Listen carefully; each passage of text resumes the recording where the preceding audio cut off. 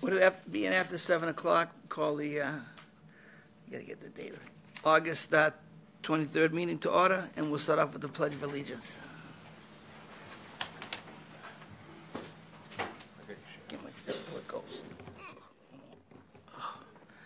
All right. I pledge allegiance to the Flag of the United States of America and to the republic for which it stands, one nation, under God, indivisible, with liberty and justice for all. Thank you. All right. Let's get right on to start here. All right, small project. NACC number 312, 123 Bonnie Lane.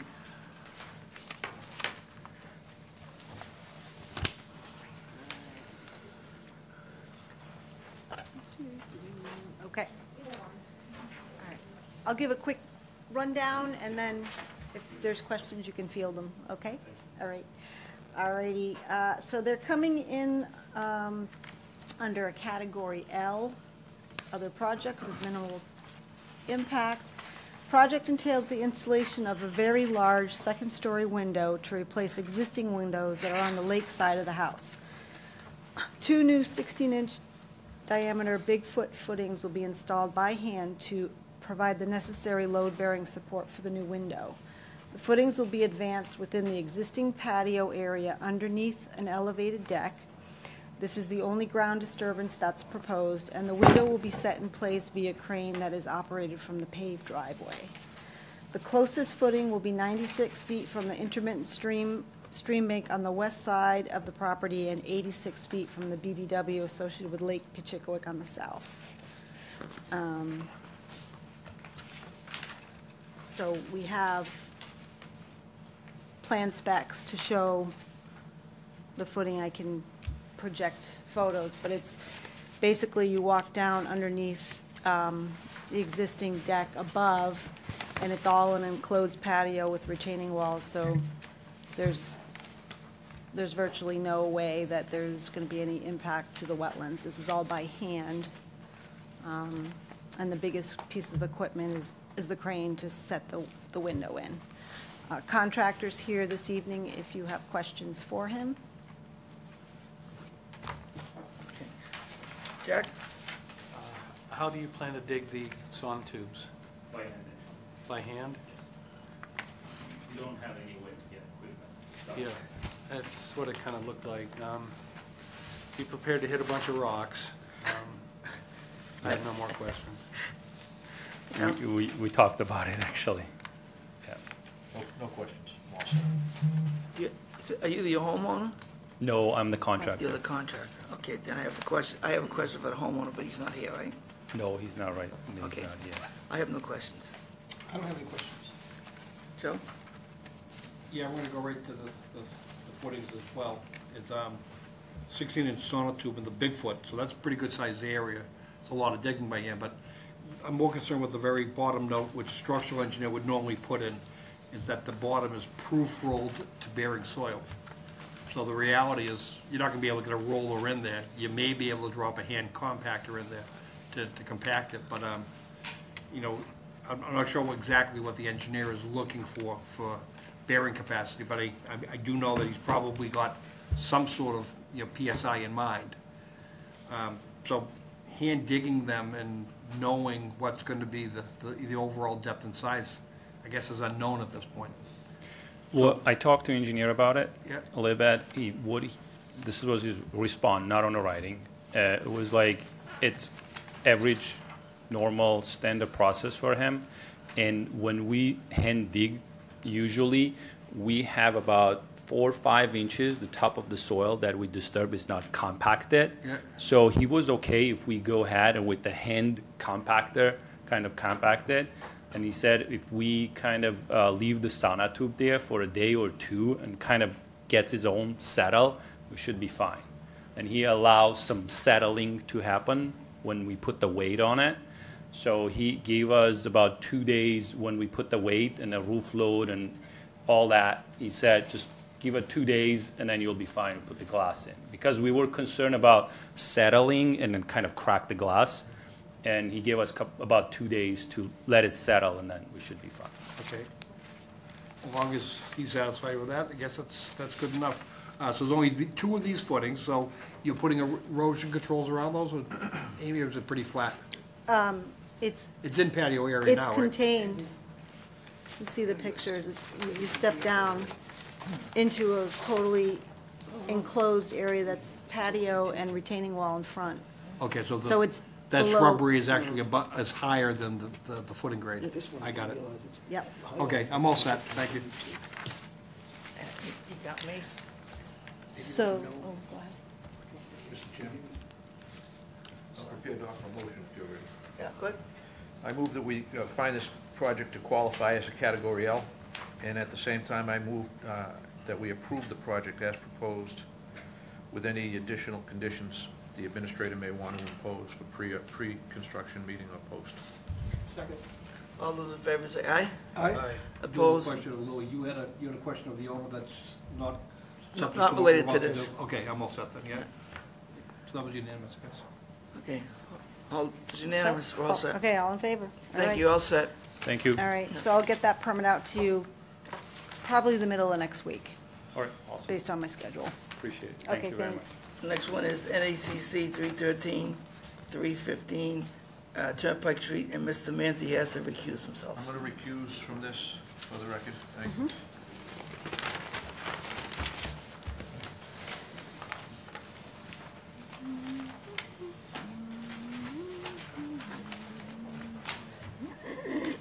Let's try and get this up here.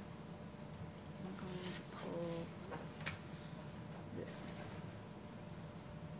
All righty. All right, so I'll give a blurb and then, so they're coming in under Category L. The project entails installation of a new video scoreboard for Dwayne Stadium off Cullen Ave on the campus of Merrimack College.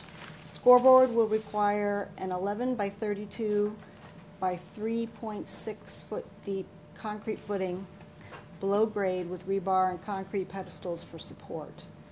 The footing will be just outside the 50-foot no-build zone to BVW. Erosion controls are proposed and they will envelop the entire work area. And construction access is off of Cullen Ave. So we have a representative from VHB this evening with us, if you have questions for him. I think there's a rep from the college here as well. Thank you. Jack? Yeah, looks like it's pretty doable. Is it possible to keep everything out of the no disturb zone? Yes, sorry, Jeff Ketters with VHB. Out of the 25-foot no disturb, No, absolutely. 50 feet, the 50-foot zone. I see you've proposed erosion control to go inside. But it looks like you have a lot of space there, so is it a possibility for you? I think avoiding temporary disturbance would not be possible, just given the size of the bottom of the footing and the constraint of the existing fence around the track. The areas highlighted in yellow are the above-grade Yep. impacts, but I think we're too tight to the 50 to stay out of there. Oh, I see. Yeah, it's I misrepresented. footing and I then, Yeah, misunderstood the diagram, all right. So that is right at the 50. But certainly the intent would be to restore that so that's the footing. to the prior condition, any temporary disturbance. Okay. I have no more questions. Al? I'm recused. I'm sorry. Question, how deep are the footings gonna be? Should be about 4 feet to the bottom. I'll just detail on there. Looks like 4.5 feet to the bottom of footing. Now, you're gonna go deeper than that to put gravel or stone? I expect it'd be maybe a foot or so to More? 8 inches of stone beneath, So you're talking 5 feet down? approximately, yes. What's the, I know the football field tends to be wet. Is anybody check on the water table? Recently, we certainly can. There if dewatering is required, it's likely we won't be hitting that table. Understood it is fairly high in that location. It's a pretty good sized structure. Yeah. I'm sure you'd like to make sure that it has good base. Yes, absolutely. So it wouldn't hurt to do a water test table, and then if it's going to be near the digging, I would set up a dewatering piece. Absolutely. I know you filed this under a subsection L, and that's for other structures. We have one that's similar for decks, and its patios less than 300 square feet. Even if we were to look at this under that purview, you're at like 352 square feet with this one, I think, right? And that's just horizontal feet without the depth. Obviously that's a different situation. And you're going almost 5 feet deep, right at the 50. So I'm a little concerned that this is not a small project. Certainly, I think it's something that is approvable, but I just personally don't think it's approvable as a small project as now. Especially if it's going to involve a waiver to put some temporary straw hay bales or something inside the 50. Good. Joe? I was going exactly where Sean just went. I don't think it's a small project either. They're compounded, it is in the water table, no doubt. There's dewatering at the very least, we would want to see dewatering if we don't have support for it not being a small project. If it is a small project, I want to see dewatering detail. New scoreboard, I'm not seeing any power feeds, I'm not seeing any trenching, I'm not seeing any data feeds. But is this just going to be running by telemetry or solar power? There's got to be some sort of power.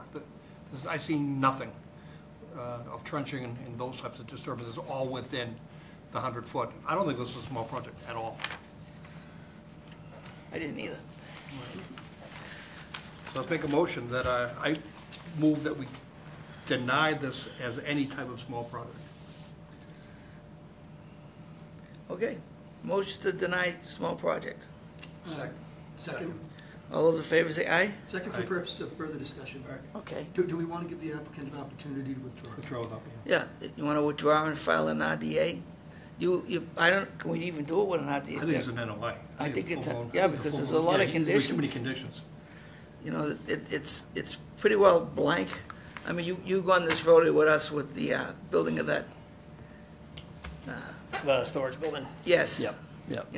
We kind of pretty much told you where we wanted the electrical to go when it worked, and Yep. so I like Mr. Lynch said, there's no showing of where the trenching is being done for the electrical work. There's no construction access. There's no stockpiling. There's, Well, construction access is shown in the narrative. it just seems like a lot of, I know it's only a sign, but it's a pretty good size sign. Whatever it calls, scoreboard. So I would, as Mr. Lynch says, he thinks it's an NOI. I don't know what the consensus is with everybody else. My opinion. That's what I'm just saying. I'm looking at where the conversation went of the things that we might want to consider conditioning. And then to get way beyond the 2 or 3, Right. which would be the most you could probably consider for RDA with conditions. Okay. So it's a general consensus that you guys file an NOI? And you know what we're questioning is the electrical supply, Yep. The work. the work itself, the stockpiling, the construction access. The stockpiling right there at the 50. Oh, you got a stockpile showing? Oh, no, I'm saying that's certainly one thing that we... Right. So, I mean, that's off the top of my head, I mean, that I could think of. If I may, Felipe Schwartz, Vice President for Capital Projects and Facilities at Merrimack College. I understand your concerns, and we'll do as you see fit. I'm under some pressure to have a working video board by the first football game. So there's any way to condition, if there's any way to condition any sort of small Not like project coming in review, at the ninth inning. I get it. I totally understand, but Well, pressure's off. We're telling you you can't. You can't. It's our fault. Truthfully, It's our fault. I don't see how you can pull it all together. It's 2 weeks to the next meeting that you're into the football season. yep. All right. So, This is my first time going through small project review, so this is helpful to understand. yeah, unfortunately, this is not a small project, but, yeah, I don't see any feasibility that you could get it done Yep. with all the questions that we're asking, and we need a plan. We just say, oh yeah, we're gonna put the electrical over here. That don't mean anything to us. We gotta see it. Yep. We gotta see it. So I'm sorry, I mean, I hate to hold things up like this, but, Understood. Thank you. all right, sorry. Thank you. Thank you. Thank you.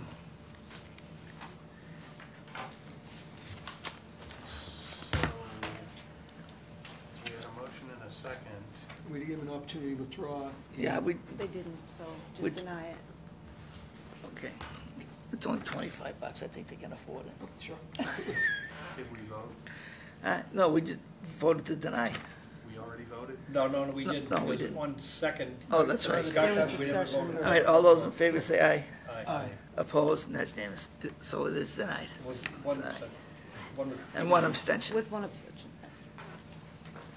Next one is 242. Actually, excuse me, I prefer it be listed as a recusal, not an Recusal, abstention, you're okay? right. Yep, recused. I didn't participate at all, so I didn't abstain. Yep, okay. All right, Gotcha. thank you, just got a CYA, you know? All right. 242-1313, 509 Waverly Road.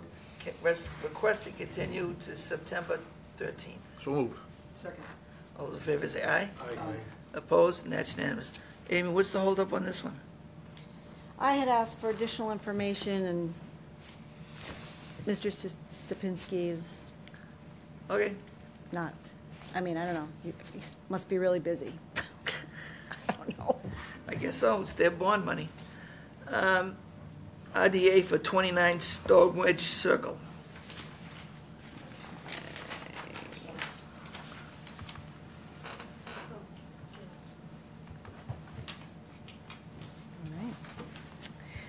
All righty. This RDA comes for the installation of a 14 by 16 shed. Its closest point is 55.5 from the bordering vegetated wetland as we measured on site, Justine and I. The site is within natural heritage priority habitat, and the program has provided comments via email. They're in your packets.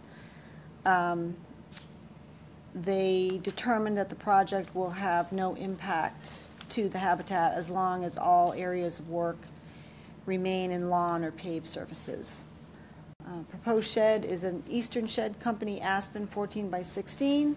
The specs are in your packets. The shed will be placed on a 16 by 18 crushed stone pad, and then this crushed stone will be first you'll get the stone is going to be six inches deep and have a weed barrier. The pad will be enclosed with a 6 by 6 ground contact pressure-treated lumber around the perimeter. The entire project is constructed in existing lawn, and the access will be from existing lawn through the driveway. No equipment will enter, the resource area or the 25. So the homeowner is here this evening. If you have questions for him. Jack? On paper, it looks good. I think it's important to have a pre-construction meeting on this to make sure that you've got a footprint of the shed there, okay? But the project is bigger than just the shed. It's the timbers and the crushed stone that are contained within the timbers, and the shed goes on top. So we just have to make sure that natural heritage goals are met, that timber structure stays outside, stays within existing manicured lawn. Sure. That means the whole project is within manicured lawn, and we're good to go. So I think one of our conditions for the RDA, if we go with a negative, would be to have a pre and post construction Yep. inspection Yep. by staff. Yep. We did recommend installation of erosion controls as well. Okay, that's all I have. Yeah. As proposed, I have no questions. My question is, you're going over the leach bed? No. There's a leach pit box, the D box is right there? No, the access would be through the backyard, The opposite way? So through this way, correct? Down the driveway. down the driveway and around. Down the driveway and Okay, around. this way, Yep, okay. Yep.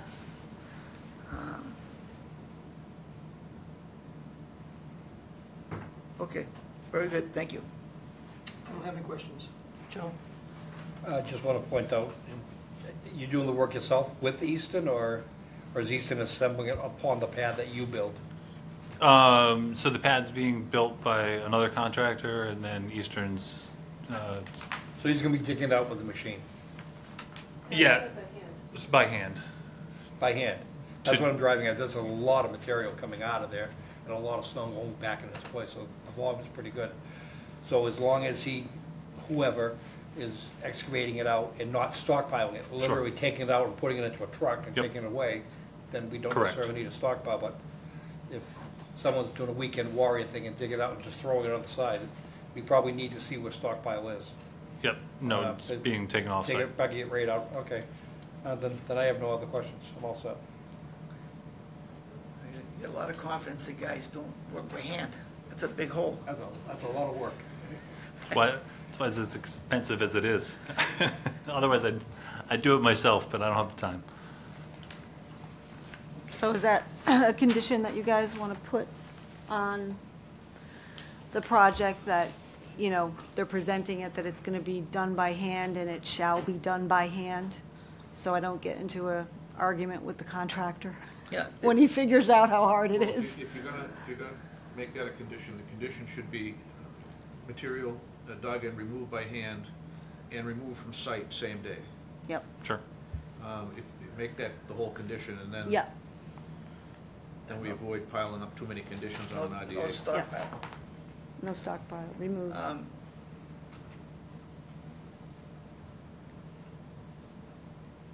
Same day. If that's okay, I would move that to issue a -3 with those conditions.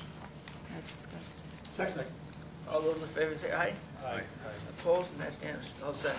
Thank you. All right. Thank you, appreciate it. So I'll get the permit out to you probably the middle of next week. Okay. Thank you very much. All right, thanks. Right. Next one is a modification, 242-1851, 26 Long Pasture.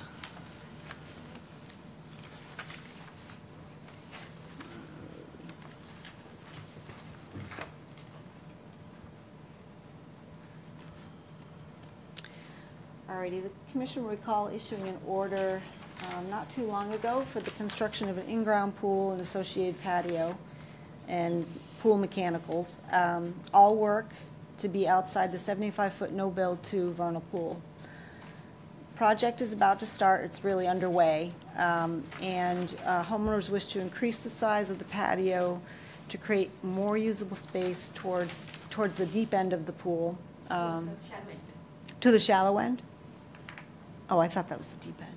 The deep end is, Towards the street is the. oh, okay, got it. Yeah. All right, I got it flipped. All righty. So, but this expansion will remain outside the 75, and it's shown in the shaded area along this side of the pool. The pool's going to shift a little bit away from the side of the house to allow for a better flow path and walking path around the pool. Just the top part. Yeah. Right there. The shaded brown on the house side Yeah. shows the shift. Because there's AC and the oil Yeah. pumping Yeah. in there, so. Right. For the safety of those people, we just incline the pool a little bit. Yeah. Like, which is not a big deal. and we request to just increase the patio area. Everything as is remains, all the conditions outside 75 feet. The commission wanted to make sure that where the propane tanks were going to land in the end, they're actually out of the buffer now, based on Eastern Propane's need for length of pipe. They needed to shift it closer to the driveway. So that's where they are.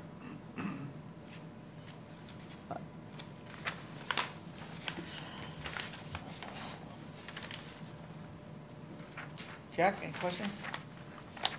So just on the propane tank question, is the modified location of propane tanks, those two locations at the top of the Yes. Yep. figure? Yes. Okay, so Yes. it's much further out, Yep, okay. yep. And your pool is shifting basically on that diagram to the right by Yes. 2 feet? Yes. Yeah, okay.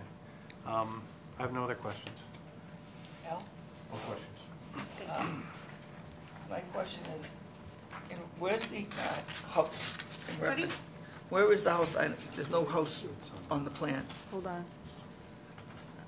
It's right here. Facing the, if It's- you face the it's a street, bad- it's on the right side. Where- house is on the what's left. that, Amy? House on the left, Right yeah. along That's here. that's House right there. Yeah, it's Yes. just it got faded out with the copying, So but the- it's right, So the driveway's up on the top of the plan? yes. Okay. Yeah. So the access, there's no problem access to the propane? Oh, no.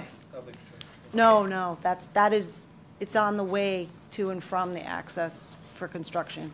Okay, I was asked a question, and I don't have the answer.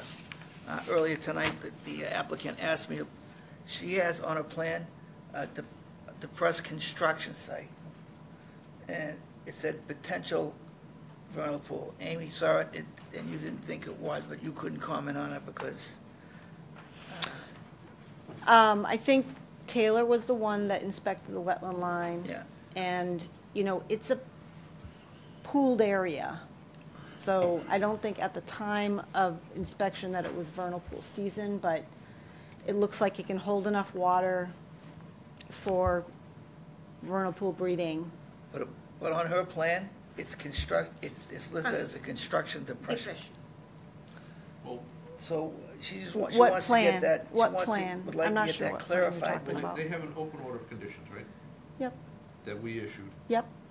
When the NOI came in front of us, was that area identified as vernal?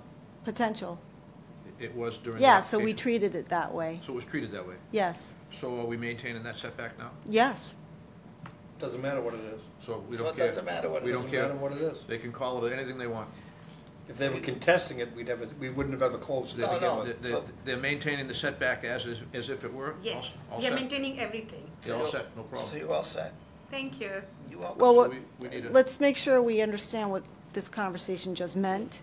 Okay. It means that we're still considering it a potential vernal pool. Well, as it says in your recommendation, and I agree, all conditions of the OOC continue to apply.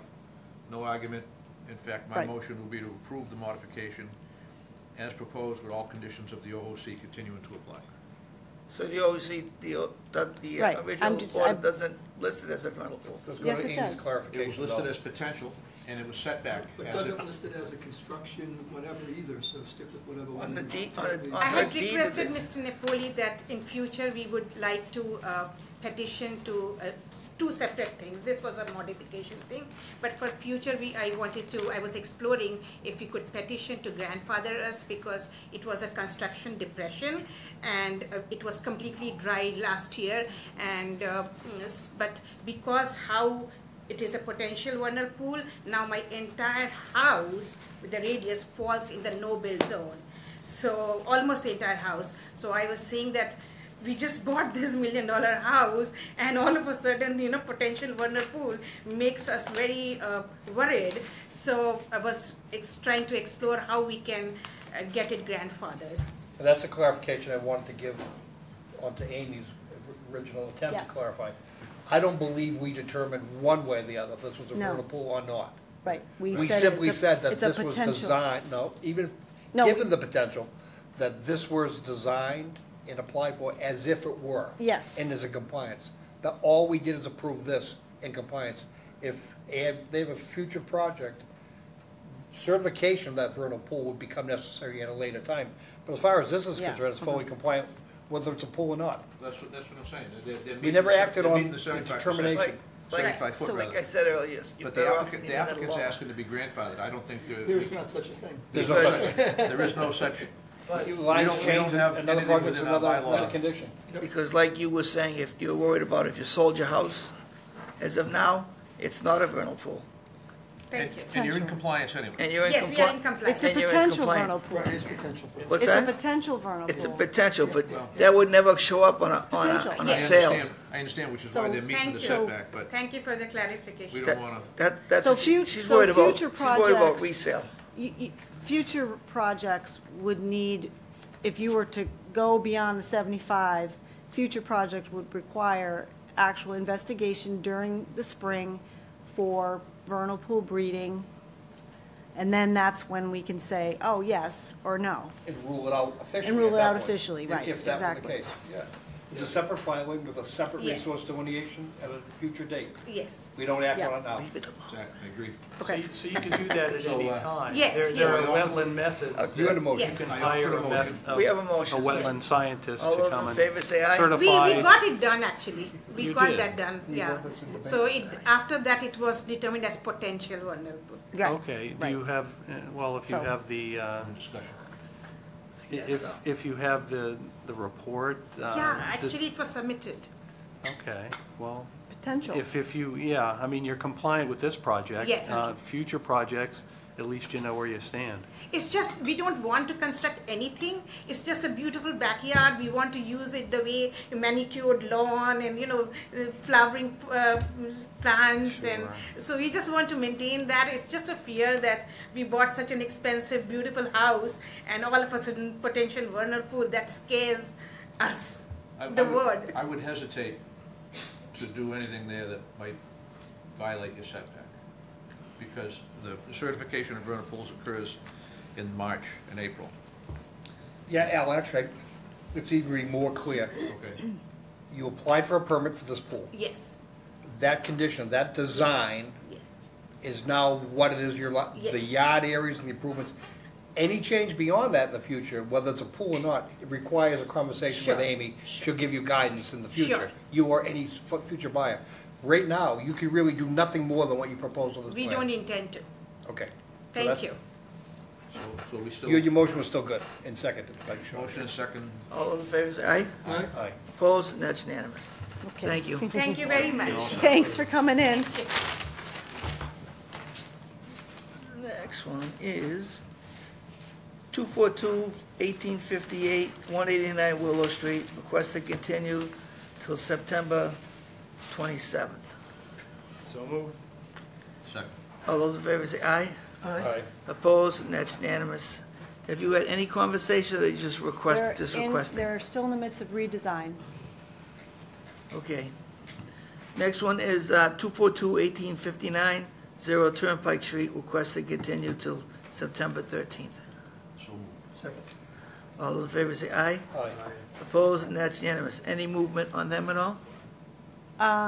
They needed to talk to our fire department and do some other things with Middleton, so they're getting close. So they're still dealing with Middleton wetlands still? Well, Conservation or- Whatever, planning and Well, other things. just as long as it gets progressive, because there's issues there. Next one is 242-1869, 674 Turnpike Street. Request to continue To the 13th. 13th. So moved. Second. Second. All those in favor say aye. Aye. Opposed? And that's unanimous. You, this is Still- chicken coop one? Yeah, they're on notice about that, and they're still in the midst of Board of Health review. All right, so So we know, I want the coop gone by the time they get back to you. okay. And did you tell them that there is sewer on Hillside? Yeah, they know that, they do know that. I Yeah. think And- it's the and Joe, expense of North connecting. Andover does not require you to hook up the sewer if it's in front of your house. I looked into it. Why, I don't know. I've never heard of that in my life. There is, the town does if you're in the watershed. Yeah, that's true. If you have a septic system, whether it's intact or not, they don't care if it's functioning. If you're in the watershed, you must tie in. If you're not in the watershed, you may tie in. Yeah, well, this one isn't in this watershed. Well, no, I found out with family. Okay, there you go. So what, do we have a motion? We have a motion, a second, right? We voted? For the Where are we? continuance? What are you on? A Turnpike. We continued that. We continued already Turnpike. To the So 14th, now we're on the 13th. We're at 242, Juniper. 1872 Juniper Circle. That's where we are now. Okay. The project engineer is on his way, so Will we we table could it? just table it. All right, next one, 242, 1873, 84 Candlestick.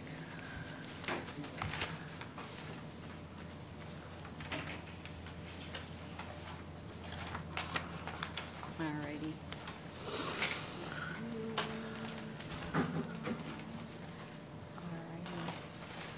So we have Will Shuka with Maureen Cameron with us this evening, and I'll give you a brief rundown, and then if there's any questions for him. All right, so the project involves construction of an 8x10 shed on a slab, which requires some grading into the side slope and a small 18-inch high retaining wall on the upslope side. The shed is outside of the 50-foot no-build zone. Installation of a patio under the deck and off to the west side of the deck. Approximately 105 square feet of the patio is within the 50-foot no-build zone, but this section of the patio is underneath the existing deck. Waiver request has been submitted and mitigation plantings are proposed. On my site inspection, I reviewed the wetland line, found that to be accurate. We found a more suitable area for the mitigation planting off to the west side of the end of the retaining walls. And we are suggesting that between the two retaining walls, an area be seeded with some native seed mix that is shade tolerant, just to get some more habitat there. The front entrance will receive a 6x10 portico, and that's in the outer reaches of the buffer zone on the front of the house. The driveway, there's some cracking, and so they just put a note that it's a possibility that they would repave it, so I wanted to make sure that was covered in the same footprint. Let's see. So the plan you're seeing incorporates all those changes that we talked about.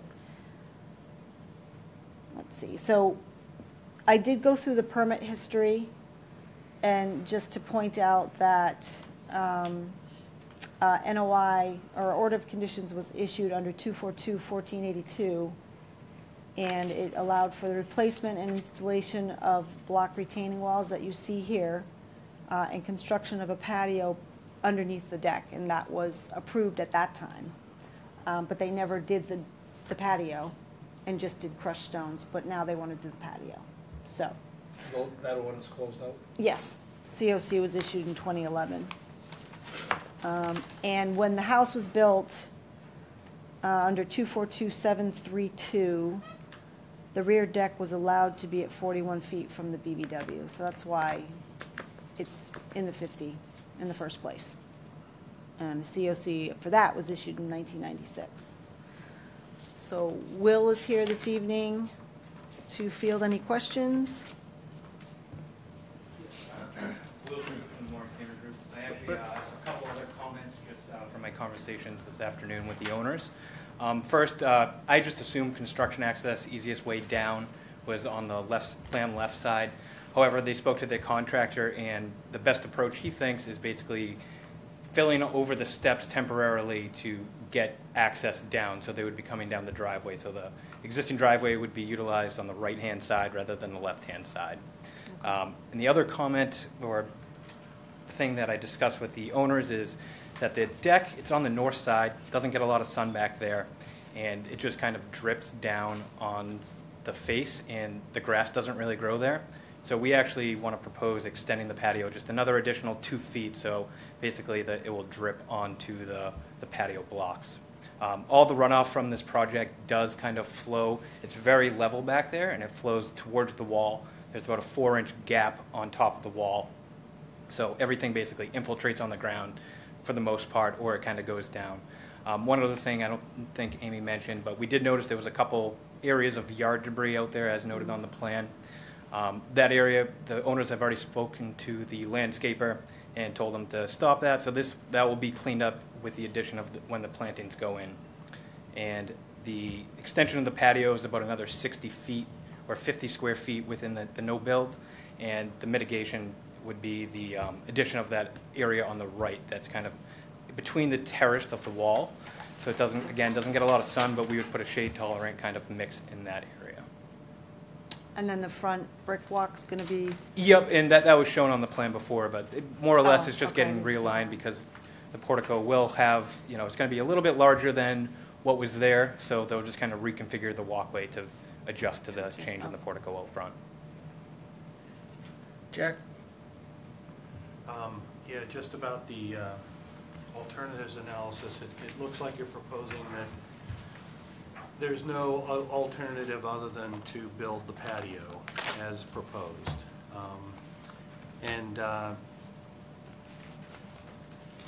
With this additional mitigation, what's the ratio of? So the ratio that is shown here is, or with the one on the plan left, is a 2-to-1 mitigation for the disturbance in the no-build, the patio and the no-build. And then it would be about 3.5 to 1 if we increase the patio and add that as a mitigation area on the right side. Okay. So average about 2.5 to 3 would be the mitigation ratio. Yep. And the shed is clearly outside the no-build zone? Correct. And just another comment with the shed. The idea is it's a sloping yard, right? There's a wall right in front of where that AC unit is, so they would just basically cut into the grade, construct the shed, and that's why the retaining wall would be about 1 foot to 18 inches high, and then surrounded with crushed stone on the back end and in between the house.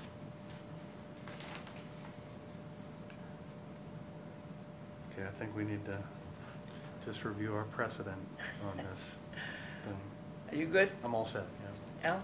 Nothing right now.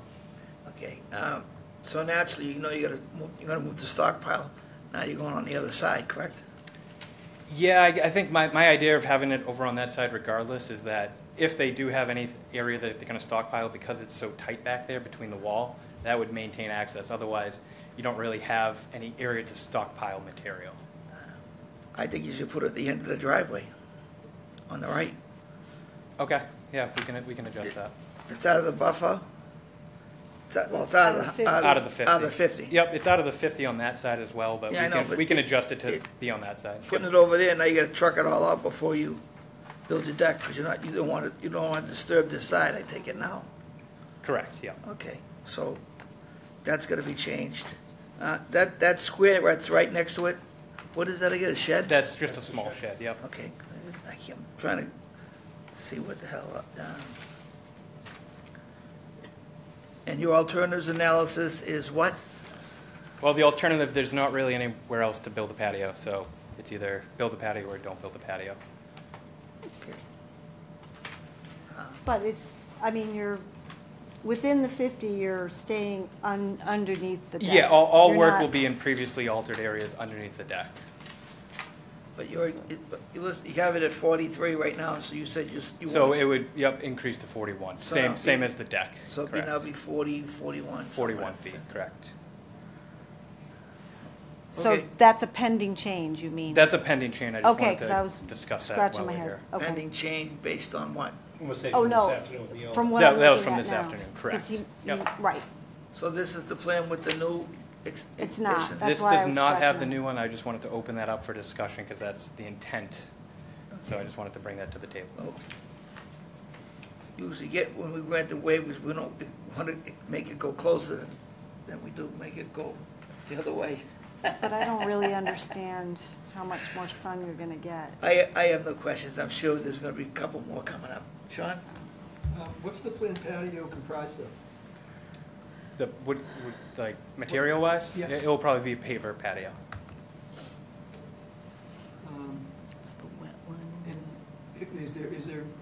what if you created the patio but you kept it outside the 50? That's where it gets a little, it wouldn't really work. It would only be on one side, so not ideal. I don't think it would be an awkward shape. Yeah. What if you had that and then just had crushed stone for the remainder of it? Well, the idea is they want to eliminate the crushed stone so they can use it more to their needs. I don't have any- Would pervious pavers be a better solution?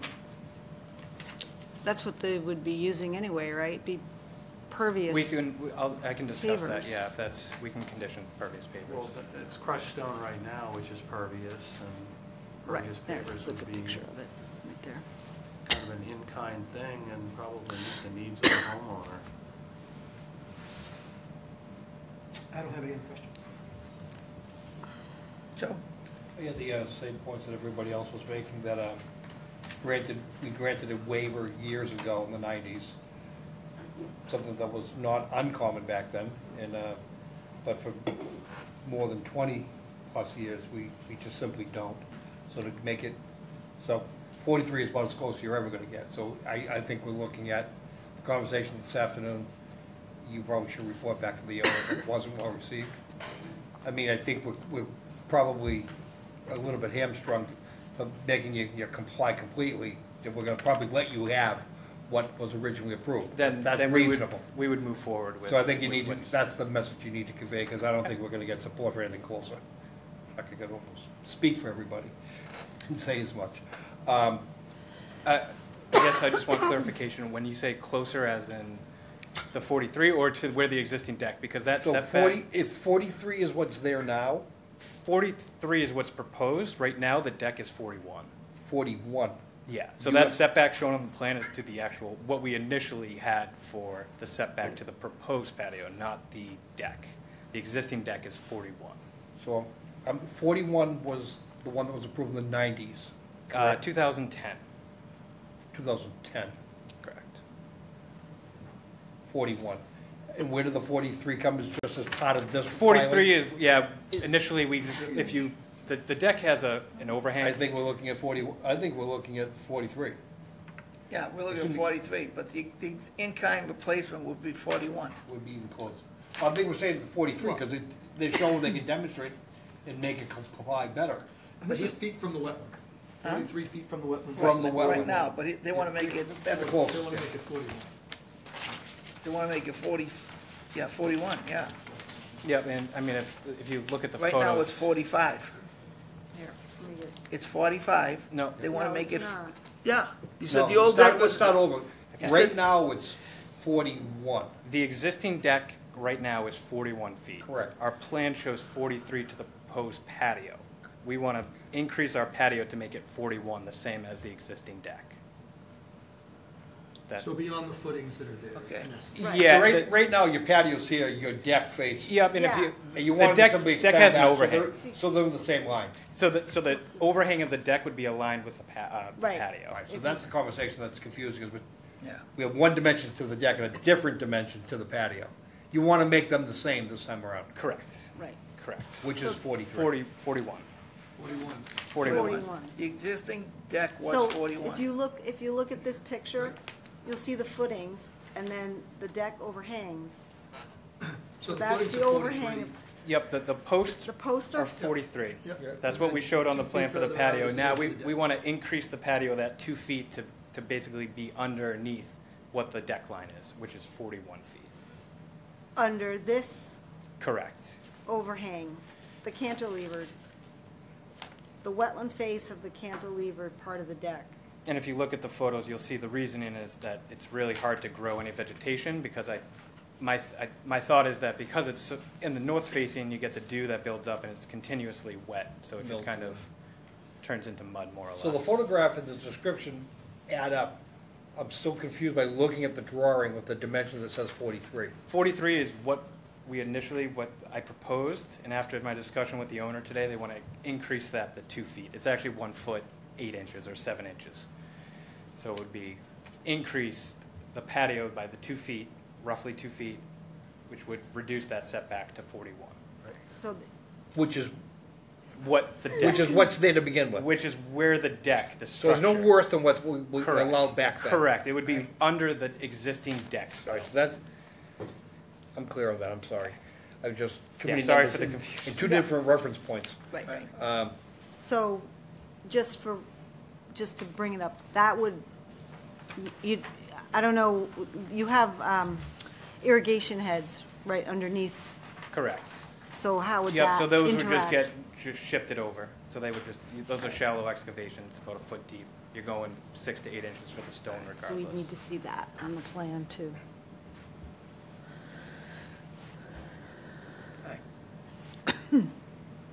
But yeah, and with this adjustment that we would be proposing, we're not going to be adjusting what we show for the limit of work on the plan. All right, so we need to continue. And I just had one other question on the Okay. driveway. So as part of the filing, but not part of the same work, that would be Correct. something done And on this, it? yep, this was, Amy had a great point. She said, the top of the driveway is starting to get in rough shape, if this is 2-3 years and they say, well, we're going to plan on doing it, we just wanted to file it. Okay. It might not happen, but it's just there as. I was just trying to juggle the work and the stockpile Yeah, and the no, driveway. Separate project under the. separate Maybe when everything's part- Yeah, done. and it's just a potential. We're not sure if we're going to move I forward didn't with know that. that was a pavement contract, Amy. Well, I'm getting good at looking for cracks in pavement. I'm also a lawyer, I understand the sequence. All right, so we have to continue. But, Is you there want to any- approve the waiver?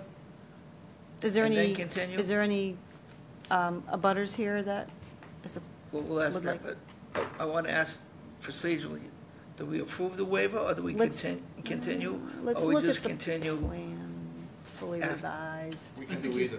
I think you move it when you the waiver when you close it, I would think. Just before Or, and when close. you have a final revised plan in front of you. Okay. With all the All right, so bells and whistles. make the new drawing, because for the waiver that you're requesting, Correct. you're going to make it 41 feet.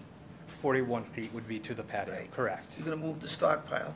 We'll adjust the stockpile and adjust the erosion control just to make sure we're Right. encapsulating that. Yep. Was there anything, what else was Oh, there? maybe just put on the plan the calc for mitigation. Yeah, oh, yeah, ratio. you're going to increase the, Yep, I'll add the mitigation ratios to the plan. okay. Pervious pavers, I heard. And the pervious pavers for Will be pervious, yes. for underneath. And are we okay with 43 versus 41 feet?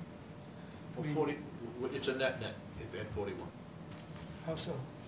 That's what's there now. That's what's there now. No, right now, it's 43 feet. If you look at the pictures, the crushed stone stops 2 feet before the edge of the deck. Right. They came in front of us looking for a waiver to go 7 feet, and we're giving them a waiver to go 9, possibly. Okay. If I, I heard Joe confused over this a couple of minutes ago, now you're throwing me a curve. No, No, actually, I understand. but that's You why I'm explained it very- asking. Very good. The 41 that's there now is to the face of the deck, Correct. but the crushed stone. The crushed stone is further back. stops, Yeah. but there's They no want the- vegetation Amy, in can you that bring back 2 that feet. picture you had? So, You yeah, can if you actually look, see the shadow actually goes down on that picture, Ye- right exactly, probably 2 feet from where the crushed stone and that's stops. exactly where, that's why we want to Describe it increase that perfectly. overhang. So there's no vegetation growing there, so the idea is, Right there. So you're asking for a waiver. The other one, it was from the, it was from the other side. We were looking We're at the asking for a waiver stairs. to go to 41 feet. If it's at Correct. Yeah, 40 this we're photo right almost here. there. that kind of shows you, so There it that's is. more or There it less. is, there it is. See Yeah. where the Yeah. timbers go up I see it. to, that is 43, that's what they're coming in front of us now. They want to move it, so they're getting an extra 2 feet to the edge of the Well, deck. yeah, because you can see where right there. Right, you can see the there. shadow right below. Yep, Yeah, that's right up there. so, That's why I That asked. is a waiver. That's When why I the time asked you. comes, when the time comes, that's something we have to vote on. That's why I wanted to see if we want to do the waiver first. If we were going to give them a waiver, if we're not giving them a waiver, If you don't give them a waiver, it doesn't, I don't think it kills the project. no, but They're just gonna have a disparate, You want to poll us and see what? the reason why I'm saying that is because he's got to redesign We that. don't need to move it. He's got to redesign the stockpile moving, the delineation, and everything else. Why don't we grant or deny it? This way, the plan will reflect the new deck. So let me put this back in, to where we've been historically. We've allowed overhanging cantilever decks, infamous cantilever decks, so long as the posts were within compliance. Right. So in this instance, years ago, we granted a waiver to cantilever the deck and to allow the posts to be also in a waiver. Yeah. They're now looking to leave the posts where they are, but that base area extended out as far as the deck, thus defeating the whole premise of cantilever deck. Right. We wouldn't normally approve that. Dangerous, because we've done it, we've refused it and denied it, I dare say, hundreds of times. So I think that I'm not inclined to consider that waiver, given the site conditions that are out here. And I don't think there's an incredible hardship associated with having that paver being further back in line with the posts. That's why I was trying to get it explained. So you're anticipating, you're gonna make a drawing that would be, for an alternative, would be denied. Right, I mean, ideally, if we could get a vote on the waiver, because I will be revising the plan, and I want the most current plan hopefully to be reflective of the Let's outcome. move on. Let's- Yeah, no, this is not complicated anymore. If you lose the waiver, do you lose the project? We don't lose the project, it's just, You just don't like it? yeah, I mean, ideally, we want to, and Even the butters? the reasoning is because of the vegetation. I'm sorry, got somebody are you in a waving butter, or are you a neighbor, or? I'm the owner. Okay, come on up. And just so we're clear, so we're using the same term, so there's a difference between, I think, the So waiver just go to and the difference between go to the 43 and podium, 41. Tell us who Right. you are, and then say whatever you want to say. Patricia Yates from 84 Candlestick Road, North Andover. Right. And so having the patio there, by extending it, it's not a full 2 feet, it's like 1 foot 9 inches or 8 inches or something. If you don't have that there, then every time you step off the patio, you're stepping into mud. It's just mud. You can put gravel there. We had gravel there. It's still mud because of the water. And I know you want to protect the wetlands, and I honor that. As Will had told you, we have a stone wall that, the retaining wall, so everything doesn't go into the wetlands. And there's about a 4-inch height rim. So unless there's more than 4 inches of water accumulated, none of that water is going to go down into the wetlands. It's just going to sit and soak into the grass, which there's not a lot of grass because it's so shady because it's the north side. So we're trying to avoid a patio where we can still use it, but you're still stepping off into mud every time you step off of it, unless you have a summer like we did a few years ago where there was no water. But this year especially, it's been really muddy, and it's just gross. And, if you're barefoot, ugh. So we just want to make it more usable and amenable to living our lifestyle. Outside. So it's all about the mud. Thank you. Just so you know where we're coming from, what we try and do is try and be consistent with everybody. So when people are asking for waivers in the 25 and the 50, regardless of the size of the project, we try and be as consistent as we can. That sometimes creates an issue. So we're not singling you out. It's just It's an area of great scrutiny. yeah. It's an area of great scrutiny. Okay. It's just that we've been there, we built the house 28 years ago. Yeah. We just want to make some improvements and more fun for us. We hope to age in place. We're old. So, I'm just saying. Hey, at least you have here. Yeah, I have help to make that happen. There's a whole process. But anyway. Thank you. So we'd like to age in place. We appreciate. What about the deck? Is that just regular boards, nailed down to a frame with little gaps in between? Yeah. Oh, the deck? Yeah, Yes, is it- tracks with just gaps in between. It's good, okay. Yep. So if we replaced crushed stone with pervious paver, it seems to me that we'd still get percolation through the hard surface if you propose it that way. I'd be happy to use Okay. All right. the correct paver. So, Okay. thank you all for your time. It's like in that picture there, where the pillars are. Yep. Is there in the front of the pillars? Is there a board or something, a border on the outside? No. No, It's there's nothing. just- It looks like there's It's more something like there. moss. It's just just for the- moss, it's just, It's and that's moss. the reason, in that there's no grass growing, no vegetation Yeah. growing No, I know because what of you the mean, constant though. dripping. Doesn't It look does it? look like, like there's a 2x6 or something. Exactly, Little it hole does. on that I think it's a horizontal. shadow line. Where are those? What are those pillars right now setting on? Those are The helicals. helicals. I thought the same thing. So They those are just for aesthetics, so they just it's covering the surround helical, but it's a the helical helical with pile brick. drilled in Gotcha. there. To, They yeah. square it off. Correct. Unfortunately, and then the other aspect too is we're talking about the deck, the patio, I should say. Gotta get all these terms straight. It doesn't look like that, you're utilizing it now, the way so, Well, I'm wondering if a step off is an issue, if you could do it off the west edge of the new patio and that'd be out of the 50. And then you would be, you'd have a way to get to, in and out of the shed. Yeah, and I guess, one of the other things, the previously approved plan in 2010 did have patio under the deck completely, not on the left-hand side plan left, but they only ended up building the steps in that little portion of more or less a walkway. okay. So we're So- trying to re-permit the patio. As I said before, I think we should either deny or grant the waiver so that the engineer can drop a set of plans that we can vote on. You are the chair. So I have a recommendation.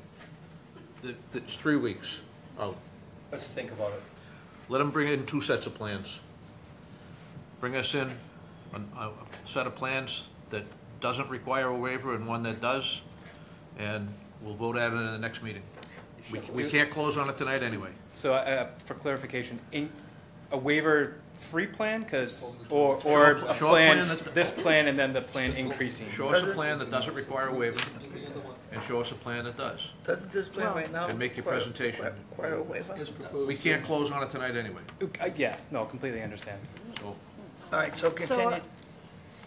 Here's what I'm wrestling with is precedent.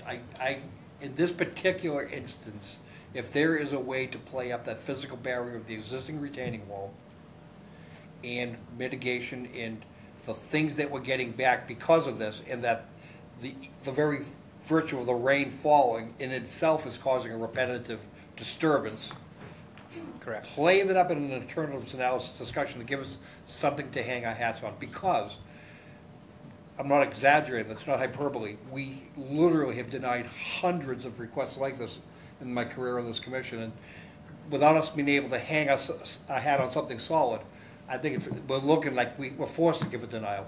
So if you can do all of those things, physical barrier, the retaining wall is it. Mrs. Yates said, it's a curb. Yep. Play up on that. Yeah, we can put it- The drip edge, Correct, the yep. mud is itself a recurring disturbance. You want to mitigate that. And then you also want to, for this area that you're going to be giving up as encroachment for the waiver, you're looking to do mitigation. If you can demonstrate all of that, you're getting me back a little bit, Okay. We'll do, so we'll for me. How would the commission I'm not gonna feel- give you the answers to the quiz, you're gonna have to do it on your own. How would, Will do. this is an idea, I'm not trying to design the project, but how would the commission feel if the 2 extra feet that they're looking for be crushed stone as opposed to patio? So then you're I not think you stepping should in the leave- mud I because, think you should leave it consistent. It would look better, and the water will go through the cracks of the patio blocks anyways. I wouldn't, crushed stone apron's not gonna, but you're defeating what they want. I mean, they Well, really want to have a it's- patio that goes to the end of Okay. their deck. So I think, all right, I wouldn't So- object to crushed stone, no, but I think, I would not object. right. So when you say bring a waiverless plan versus a Crushed two plans. plan that requires a waiver, the patio at 41 feet is still a waiver for you guys? They're both 43 and 41. They're both, they're in your both- opinion? This plan before us requires a Yeah, waiver. yeah. So Because make the But if plan it's, the way you want, I have to ask the question, if it's in kind, okay? And then we if there's no change in the numbers, is it and still a come up with a waiver? good alternatives analysis. Yep. If what's in kind? Correct. If the size, if it's the same size, same materials, yes. It's 43 feet away now, right? Yep. Right now, existing conditions, if he can maintain 43 feet away, if he can do that, is that a waiver? Or only, is it a waiver if he only wants to go to 41 feet away? I think it's a waiver at 43, but I think it's. Because that's a true in-kind proposal. It is, but There's no the materials are different, obviously. He's going down. That's why it's not You got it. in-kind. All right, so let's, There is no patio. you gotta come back. There is no patio.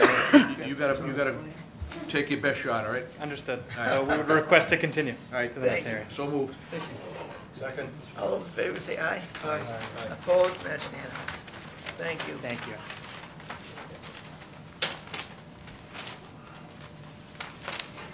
That took up too much time. I know, Sorry. There's always one or two. especially a waiver. Where's my agenda here? Oh, okay. What was that? Camel six. Can't So we see. have Paul's Is he versions here? here, so we can do Juniper Circle now. Okay. Come on up.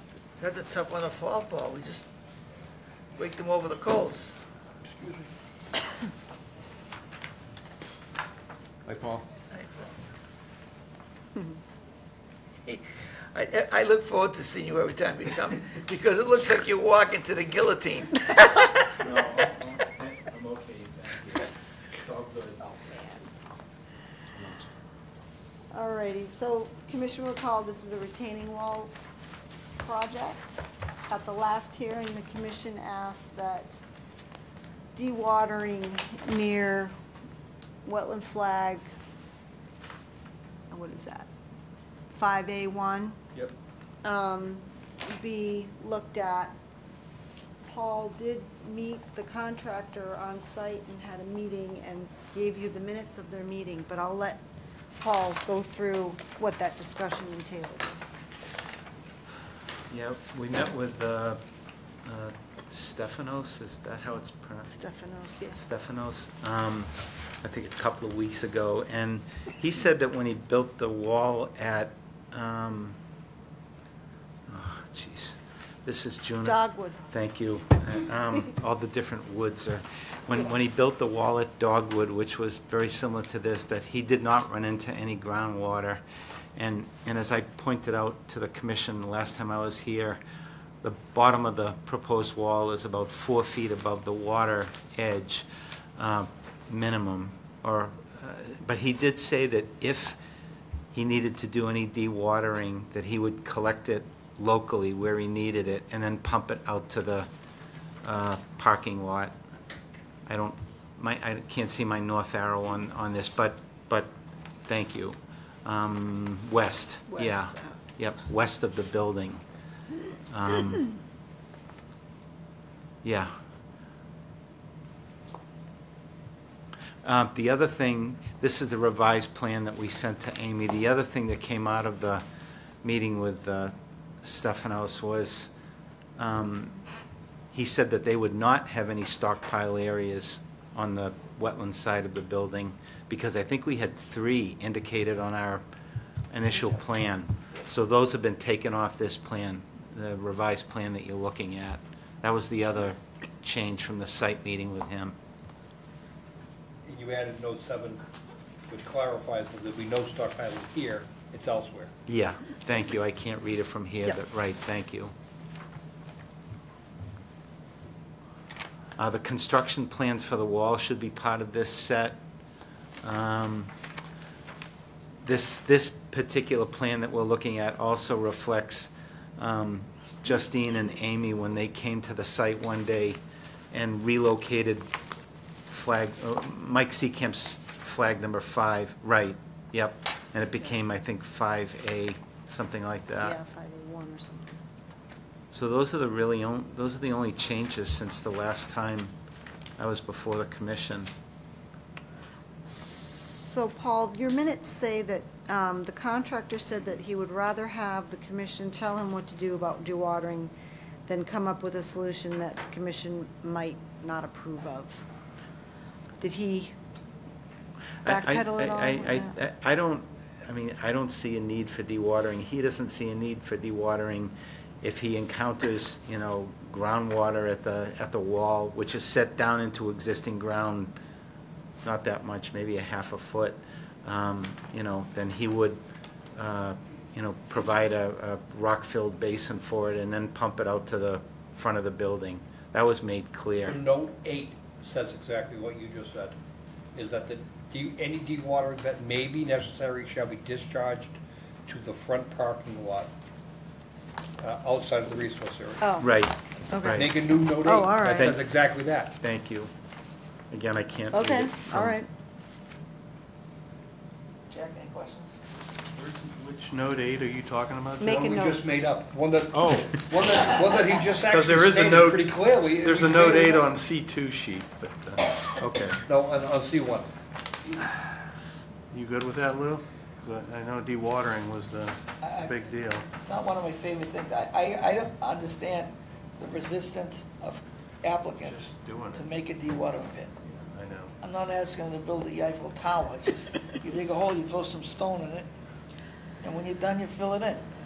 Yeah, there's no, just to be clear, there's no resistance to it. We don't think we're going to encounter it, but if he does, he will do that in the area that he needs it, and then he'll pump it out to the front It of. can't be cost, I mean, it doesn't cost anything to make a dewatering pit. Right, right. That's why I don't understand, I'm not saying you, I'm just saying many applicants, well, we'll bring the stuff there, if we need it, we'll use it. No, you'll make the pit, because by the time you dig the hole, put the stone and get everything set up, the water's all over the place.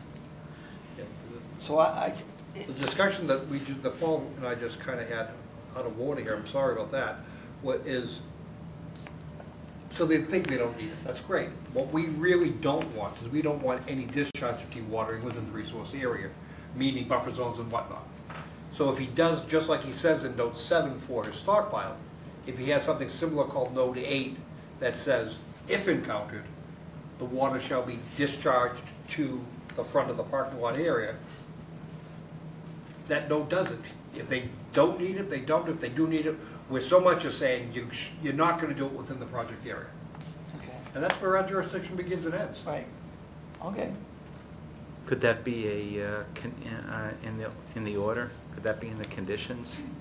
Actually, I already have it on the plan, but I guess if you wanted it in the conditions. No, we should condition it, yeah. Yeah. There won't be any dewatering on where the project is. I just cleaned up the language. It's your idea. Yeah. All right, any more questions? You all set, Jack? Pardon me, No? the other issue that we talked about, excuse me for interrupting, but before I forget it, when the blocks are delivered from Shea Concrete, they're, along with fabric and everything else, they're going to be out in the parking area and on, what is that, Sandalwood Street? Sandalwood Street, yeah, Sandalwood. And that has to be worked out, so to be clear, there's not going to be any blocks or soil material or stone material stored on the wetland side of the building. I see that you changed your construction access. Originally you had it at the end of this last building, that's why I was confused on how tight it was gonna be. Actually, I don't No, think, it I don't doesn't think that change. changed. This is going to be But the the, access. It's, Even still, that's gonna be tight to make that swing to go around those buildings. yeah, and Stefanos told me that, This these patio? aren't big machines that they're Yeah. faced with using here. But that's the only way to the back of Yeah. the property, is the one we have indicated. Yeah, it's, you can't get around This, this right, way. There's no Amy's, way. the icon, right, that's a detention pond. Yeah. And just And a there's- little strip of, right, No, you can't. that's not gonna, So, I just have one more question, and I know it's gonna cause a firestorm. The, on the farthest point, it's the wall is actually in the wetlands. Of the 25. Right? Why can't we put the wall over outside the 25? You talking to the far right end, Lou? Right here. this one?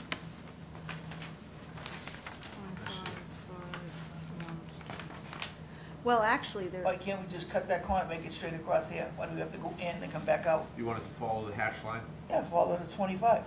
you're going to cut into someone's patio if you do that. How do you Two figure that? patios, or, because, No, we're not. right Y- here, are you talking y- right? You're talking on the right-hand side or the left-hand side? He's Lou? talking dead center. Right here, dead center. He's dead center, Joe. He's at the 25-foot I no see, you disturb mean the zone. middle. Right at the Right 25 there. no Means disturb, the hash line. right through here. wants the wall to follow the hatch line. Why do I they see have- what you're saying. I thought you were on the right. No, right. Right in the that's middle. In the middle of the project. Right in the middle. Right here. Where Belly's in. Why can't it be put right at the 25? You're not losing anything, and we're gaining wetlands. Just go from here to here. Isn't that the only part that's outside the 25? That's the only part that's in the Oh, it's in the 25. 25, yeah. Well, We're following roughly This the part. course of the existing Oh, wall. yes, now I get it. And- and- Yeah, that's right here. And if Yeah, you I can, didn't even s- see that till Yeah, till tonight. absolutely. I did see that the last time we were here, and that's probably the only issue I had was that little bit right there. That, you know, we're going, it's new construction. You could leave whatever's out there, you say you're following the existing wall. My opinion would be to forget that existing wall, leave it where it is in place, and just pick up the hatch line, come that much closer to your buildings. It's not a hell of a lot of space. That way you're not being required to remove anything. we'd have to revise the wall construction plans. And If this anything, is, this It is would what get we, you, it would get you out of the It resource might even area. save you money, because I would say you use less wall. Because you gotta go in, you're going in another course in, then going across. It's a wash, it's not, it has no financial. No, I know, but I'm, Well, either way, one Yeah, but needs a for- waiver and one, well, you need a waiver anyway for this section. And there's, right all through right, so here. if they need a waiver, so So you, they need a waiver, this was a, 40B. okay. So that's why things are so crammed up against the I was just wetland. gonna ask, the original file, did Yes. we ever get a final certificate of compliance for the entire project? Yeah, So, amazingly, yes. so this wall, at some point when it was first proposed, I'm assuming, was approved in this location, was built in this location, the as-built shows it was in accordance with what was Yeah. proposed. So in essence, we've already granted that waiver. So at this point, they're looking to replace it in the same location. Right. We're debating whether it makes sense to get that space back, because there's no obvious need for that additional impact area. Well, there's no reason not to be honest with you. Other than it was previously approved and went through the proper And it was, process. and it was really a 40B, because Yeah, it's not like you waived anything, really. Because not- because of the nature If of we the can 40B. get it, great, but I don't want to that's make We're it, not take a hurting mountain the- out of the we're not road hurting on the this. Well, that's why I said I know it's why. No, gonna I cost know, a I'm fine. just saying that's Yeah. why it's there. To me, it just seems to make sense, but if the commission doesn't feel that way, then I'm fine.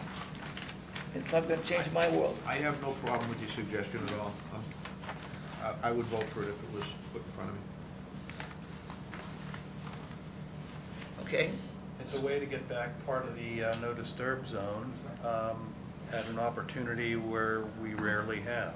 And that's, New and construction. by doing it that way, whatever activity that was gonna be on this proposed wall, digging all out, now there'll be less disturbance of the wetlands because he's that much forward. Because on the right side, they're leaving the existing stone out there and coming up Yes. closer. Yes. We're doing the So- same thing. So how about this little teeny sliver? Right here, Where are you? right here, oh, to your cursor. right where the cursor is. Oh, there it is. I mean, I see no reason why it can't. Be pulled out. All I right, just, I see no reason. but I think everyone agrees this side is That's not impossible. possible. Right through here. That's, and I think I've done wrestling in my own mind on this one. If this was not a wall replacement to begin with, I don't think we'd ask them to do it.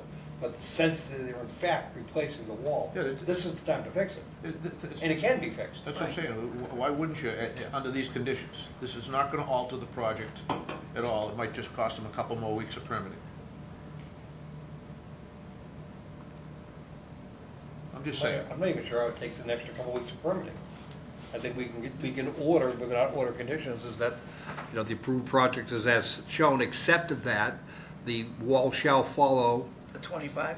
the 25, opposite flag A10 and opposite flag A7, and as shown elsewhere. We can just order it. Yeah, out of courtesy to the applicant, I would let him, I'd let him revise it, but if you want to condition it, we can condition it either way. Do we have an order conditions right tonight? I do, You do, so it would be a couple week delay then. All right. 3 actually, because we have an extra week in between. I think we can get it back, I think we should. If this was not a wall project, I wouldn't be. All right, so what's the best way to proceed right now? It sounds like we agree. Do we want to ask the applicant to bring a revised plan in, or do we just want to close an issue? What's the cleanest way to do it? To do it right, you should have them continue and redo the plan. Yep, yep. Can you comply? Sounds like we're gonna order it anyway. So you're agreeing to something that is gonna be thrown at you? The construction plans from Shea would have to be changed. Okay.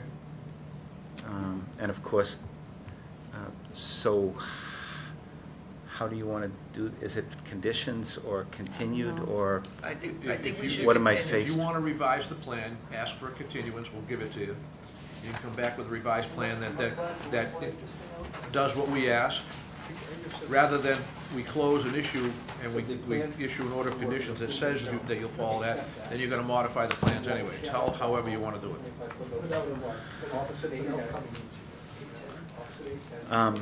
They would like to build this wall this fall, so 3 if- weeks, there'll be plenty of time. if the hearing, We can even yeah, have the but decision that ready. they have to order the blocks, you know, there's supply chain stuff. I know, And if the hearing was closed and it was made a condition, Yeah. I don't think you need more blocks. I think you need less blocks, but Well, that's not gonna be- whatever. Yeah, that's not our, That's not our job. so what would you prefer? I guess it's 6 of one, half a dozen of the other. I mean, we have to revise this plan. Yeah. We have to revise the construction drawings for the wall. Right.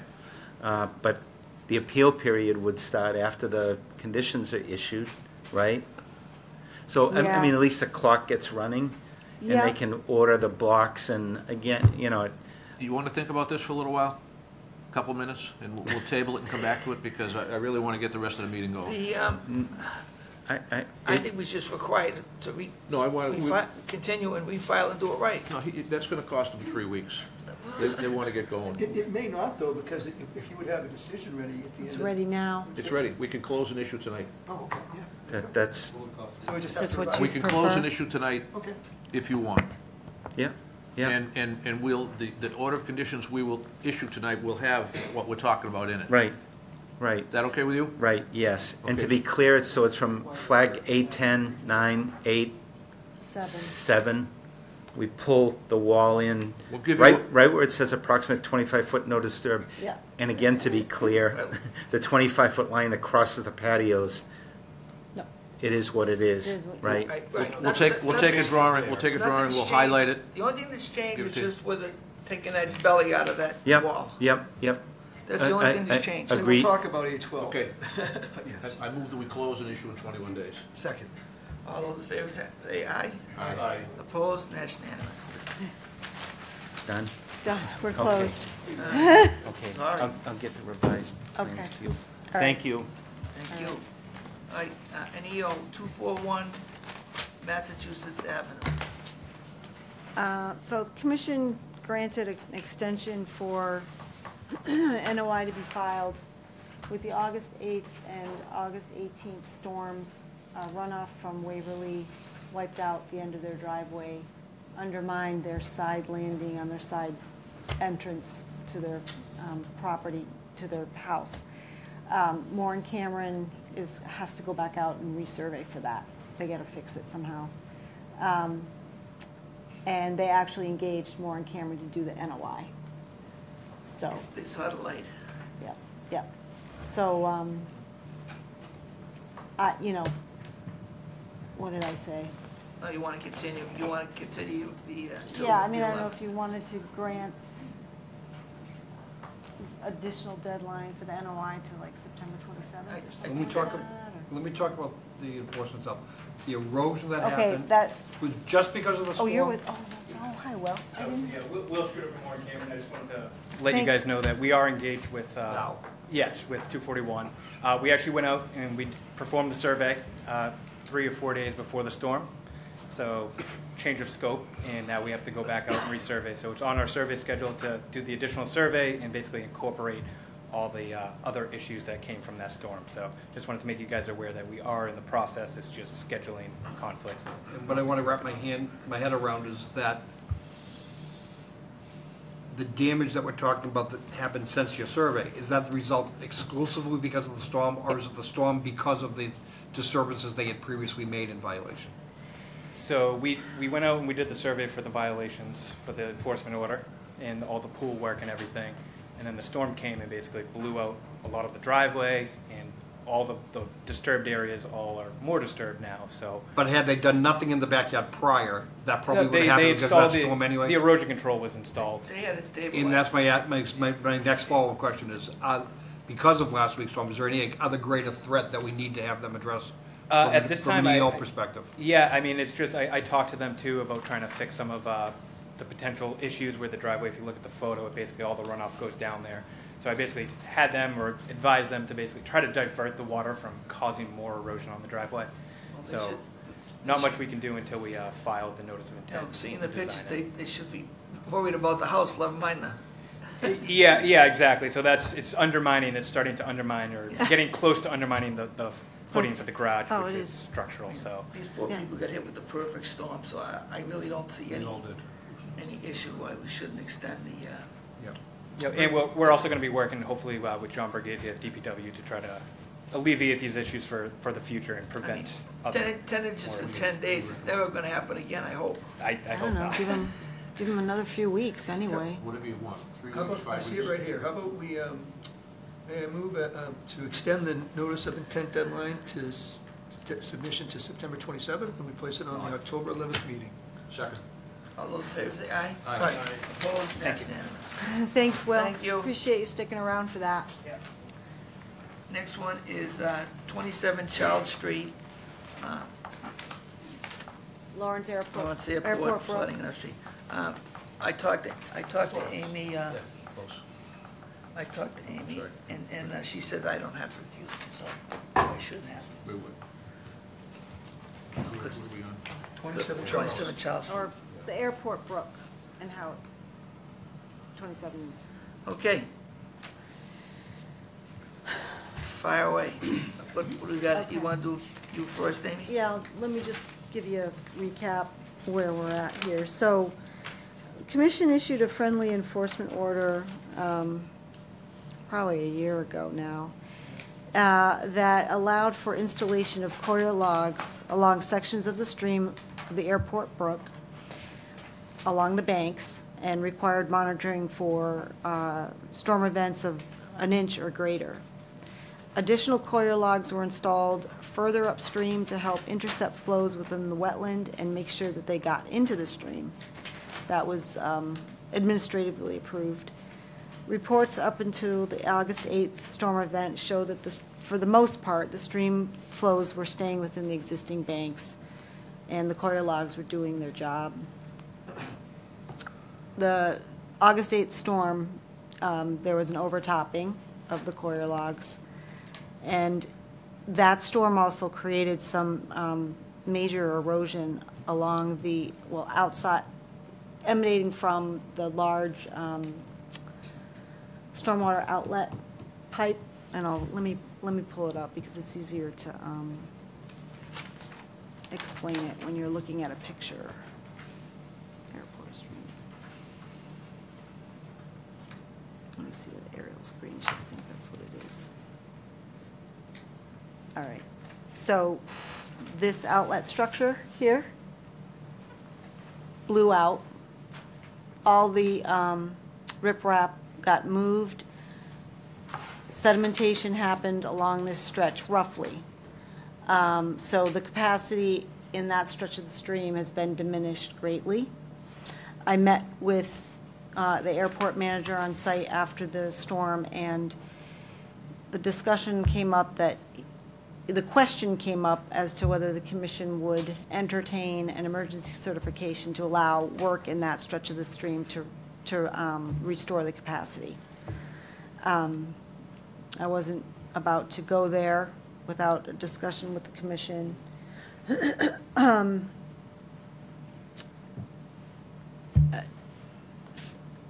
During the storm events, in the past couple of weeks. Downstream, 27 Charles Street had significant flooding issues.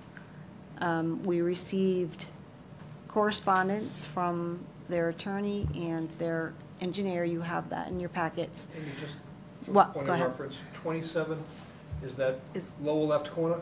It's way down. Even further, okay. Yes, and I can bring it up. But it all finds its way All the way down, diagonally. all the way down the bottom. Okay, got it. Yep, I can pull it up. I see it.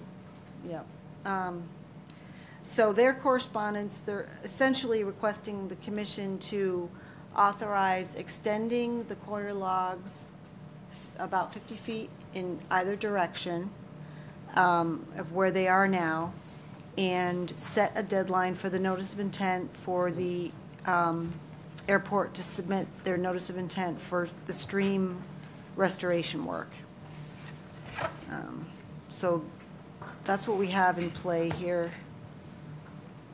It's a very short synopsis, and I'm sure someone is going to want to jump in and give a more detailed explanation, but. Good evening, my name's Tyler Franklin, I represent 27 Charles, so thank you, Amy, that is a great synopsis. It's been 18 months since the enforcement order was issued. We're no closer to a permanent solution to the flooding issues that have been happening for over 2 years now at 27 Charles than we were then. We submitted with the package some videos that are just incredible in terms of the volume of water that's coming down that hill. And I did a tour with Debbie Mathias, who's the manager of the property, is with me. Also Joe Pesnola from Hancock, whose firm has gone out and taken a look at the conditions existing and pre-existing, and has been monitoring the flooding that's been occurring for the past 2 years. The damage to the property presently is catastrophic. I mean, the entire first floor, the drywall needs to be removed 2 feet up in every single unit. All the tenants are evacuated, or vacated, or come in periodically to try to clean up the mess. I spoke with one tenant, John Reed, who's a Reed Machine Corp. He's been there for 25 years. There's never been flooding issues until around 2021 when there was some redevelopment to LMA. I toured his office, which is a little more smaller. So the rooms, so the water went higher, 4 feet. Personal possessions, files, everything's destroyed. He really didn't know what to do. He thinks that nobody's looking out for and trying to address this ongoing issue. And I mean, these are all small businesses that are just trying to operate there. And they're really in a lurch because right now they can't go back in and clean up the mess until they know that there's going to be a solution in place to assure them that if they're going to invest the time, invest the money, go back in there and make things right, it's not just going to get flooded again. And it's not a circumstance where my client hasn't done what she could to mitigate against the flooding on her own property. They've dug a culvert, they got riprap, they've bought thousands of dollars worth of sandbags and core logs that have gone through the property, all trying to handle the flow that's coming off of. But if you watch the videos, I don't know if you can pull up the video, but there's no stopping that amount of water that's coming down. And it's not just an isolated event on August 8th, it's been happening up until then. I mean, obviously it's the most significant event that's happened since the EO, but every time there's a rain, my client holds their breath and crosses their fingers and hopes that there's just not sheets of water coming down that hill. And there's really nothing that they can do about it right now, other than what we're trying to do presently to have the commission, who had the foresight when we first brought the drainage study to come in and issue an EO to try to get some traction from the LMA. Hancock's been working with us hand in hand the whole way.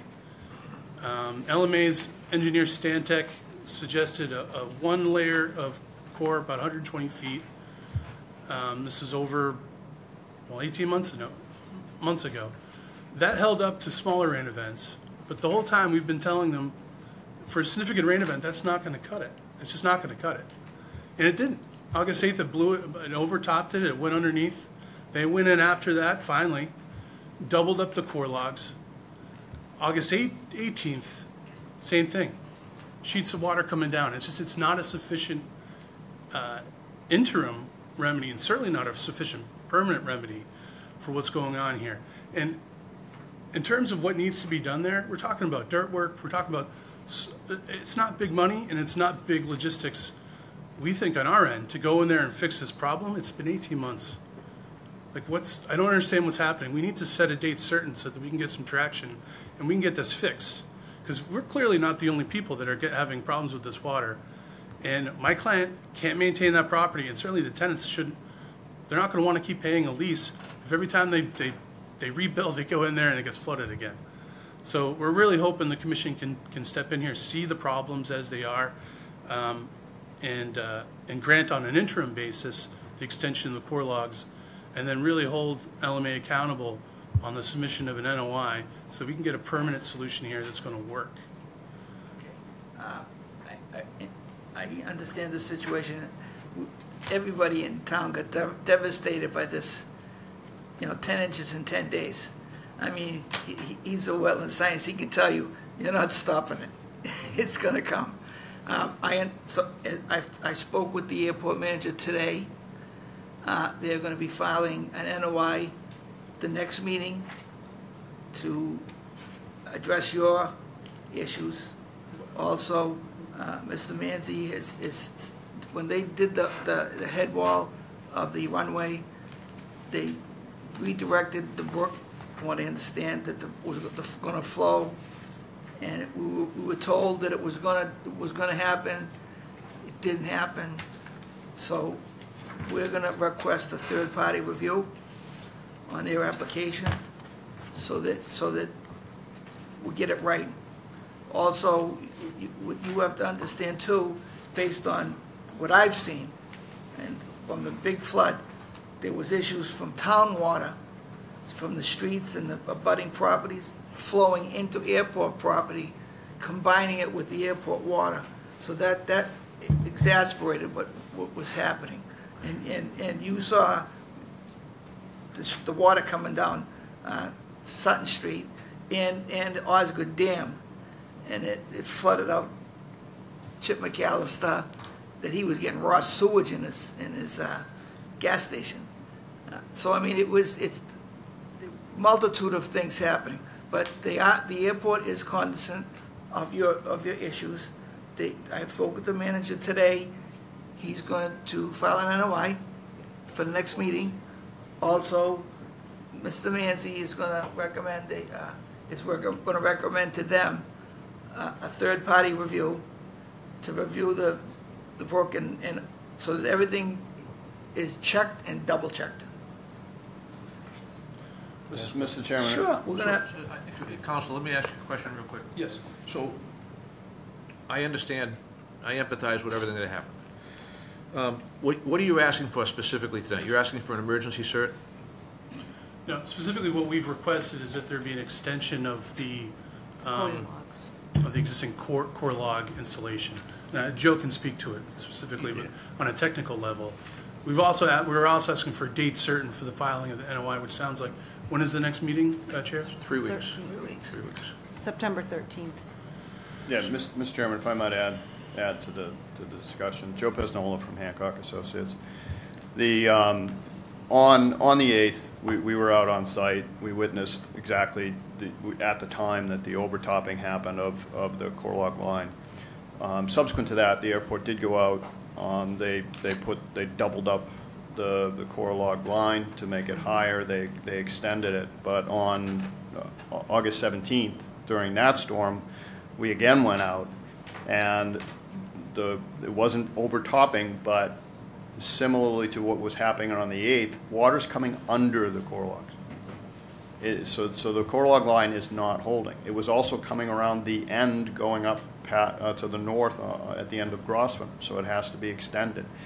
We also would request that the commission, under the enforcement order, require that on the inside of the core log line that a silt fence line be trenched and dug in so that that line isn't undermined, because there was a significant amount of water coming underneath it even on the 17th after they tried to bolster it and reinforce it. Additionally, there's an issue with this neighborhood drainage, and this neighborhood drainage Some of it actually originates on airport property up off the end of Wright. There's a large maple, red maple swamp up there, wetland, and water flows out of that and is supposed to come down and enter the airport stream around where the head wall blew up. But right before that, where it hooks right to go towards the airport, there's an area that breaches there, and it sends water down to the end of Poor Street. It all comes down to Poor Street, and the neighbors at the end of Poor and the end of Grosvenor have had to dig a ditch. That ditch goes to the end of Grosvenor, and then it doesn't go into the airport stream. It dumps onto the airport out parcel, and it comes down to 27 Charles. It goes into Matthews Way and overwhelms their stormwater system, which discharges to 27 Charles. So when we were on site last year, talking to Stantec and the airport and the airport representatives then, and Mr. Borghese, we said, we need to divert that neighborhood ditch, that water that comes down to the end of Grosvenor, into the airport stream, so that so then that can be considered, and the capacity of that bolstered stream can be sufficient to take all that water. Again, because it's originating from airport property, coming onto the neighborhood roadways, and just inundating the neighbors, and ultimately inundating 27 Charles. It makes more sense for it to go there, and then it can make its way down to the Merrimack. And the only properties that are impacted down there is there's a crossing at the roadway into the sewer treatment plant, and there's another culvert under the railroad. So the system in Charles, out in front of 27 Charles, was inundated. There's a head wall there on the south side that's probably 6 to 8 feet below the road. There was 2 feet of water in Charles. So that means there was 10 feet of water in that depression down there. So that system there can't take the water that's coming down that hill. So diverting it down to further down seems to be the solution. But when I recently talked to Stantec and asked, are you making plans to divert that neighborhood ditch, they said, no, we are not. So another part of our call here is to begin that discussion, and if it needs to involve Mr. Borghese and understanding the mechanics of all that, then so be it. But there's just way too much water that's not in any kind of a conveyance out there. I agree with you. Yeah. And I think that the town should be involved in this, because I saw the pictures, I was there. There's an inordinate amount of water coming down Sutton Street, and it's not flowing down Sutton Street, it's flowing into the side streets, going into their property. Yeah. So it's not, so I agree, they have water issues affecting you, but there's other issues that aren't being addressed, that have to be addressed, so everybody's all on the same page. Right. So the town, So I represented the town, I should just go like this and go, no, it's all airport water, but it isn't. Well, that's why. 'Cause I saw it, we I did- saw a video of Yeah. water flowing down, I think it was Poor Street, flowing toward the airport instead of going down Sutton Street. We did our original report in January to try to pull the pieces apart of where what were the sources of the water. We updated that 10 months later in November when we got more information. We updated it again just recently after the storms on the 8th and the 17th. So we're trying to get our arms around this, but it really shouldn't be on the owners to solve this problem that's being thrust upon them.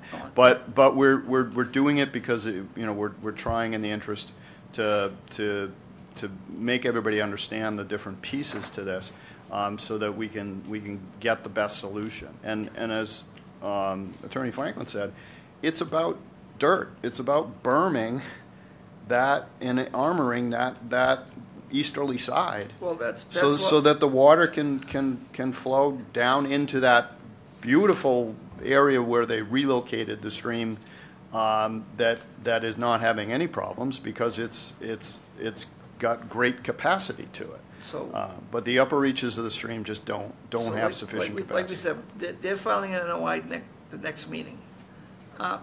What they're gonna do with Stantec is their resident engineer, I believe. Yeah. So let them design what they want and what they're planning on doing.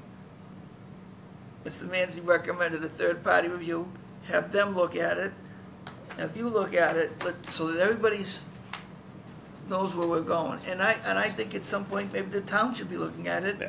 And because it's not just airport water, it's Right, everybody's and water. the last It's a thing I'll big say hill. is, yeah, the last piece of this is, they were grappling with what design storm should they design the stream Right. bed. And our contention is it should be the 100-year storm. Mass DEP stormwater standards say that you need to investigate the 100-year storm to prevent flood damage. Okay, we know the storm on the 8th wasn't the 100-year, it was. It's 1,000 year. Well, it was a unique storm, and it was more about the intensity of rain over a shorter period of time, Not the Yeah. duration. right? And that has its own issues. But we have a standard. We can point to the standard. We can say, if you're trying to prevent flood damage, we've documented flood damage. So we think the airport should be compelled to design this thing to the 100-year storm, so that everybody at least is as protected as we possibly Well, can be. like I said, in conversation with them today, that there are plans to file an NOI. What they present might be right, might be wrong, but we're gonna have somebody look at it. Yeah. You know, it's public record, you're allowed to look at it. No, and we absolutely will, so. If I could, since we requested an enforcement order be issued this evening, could we put in the enforcement order that, I know they've said they're going to file an NOI. They've told us they're going to file an NOI for months, for almost a year and a half. Could we put in the EO that they file an NOI by the next hearing? Well, I have the airport manager right here, Sure. so he can come up as a public record and state that he is going to file an NOI. Good evening, members of the board. And so, the next 3 weeks, so my engineering firm, Stantec, plans are under review, right? So that's where it stands. Whether it's the next 3 weeks for the next meeting or the meeting after, at the latest, that NOI will be filed. But that is what I have so far. And so there is not a delay. It is addressing of the flowage of water that is, and the maintenance of such, that we have been currently active every single time it rains, monitoring as per this board, that every time there is an inch of rain, there is a monitoring and a report that gets filed. And people actually go down there during the storm, takes pictures, and files said report. So if it's not by the next meeting, it will be by the meeting after. And we have no intentions to delay this, because the longer the NOI goes, then we are then encroaching upon the building season, where we really want to address this, remediating the damages that has been done by the erosion of water in and out of airport property. Okay. Let us inquire. Yeah, Jack, any questions? Yeah, I think it needs to be resolved, and the best technical minds need to put together and do the right thing, for sure. So what does the EO comprise of? The owners of 27 Charles Street have suggested the koi logs, bolstering up the koi logs. If that's the best way to do it in the short term, great. The EO, or the NOI, a time frame for that, it sounds like the airport feels that they'll be ready on the September 27th, by the meeting of the September 27th. Kind of sounds reasonable to me. It's been a historic problem, but it looks like it could be a complicated problem, especially with Lou's comments on what he saw coming off of Sutton Street.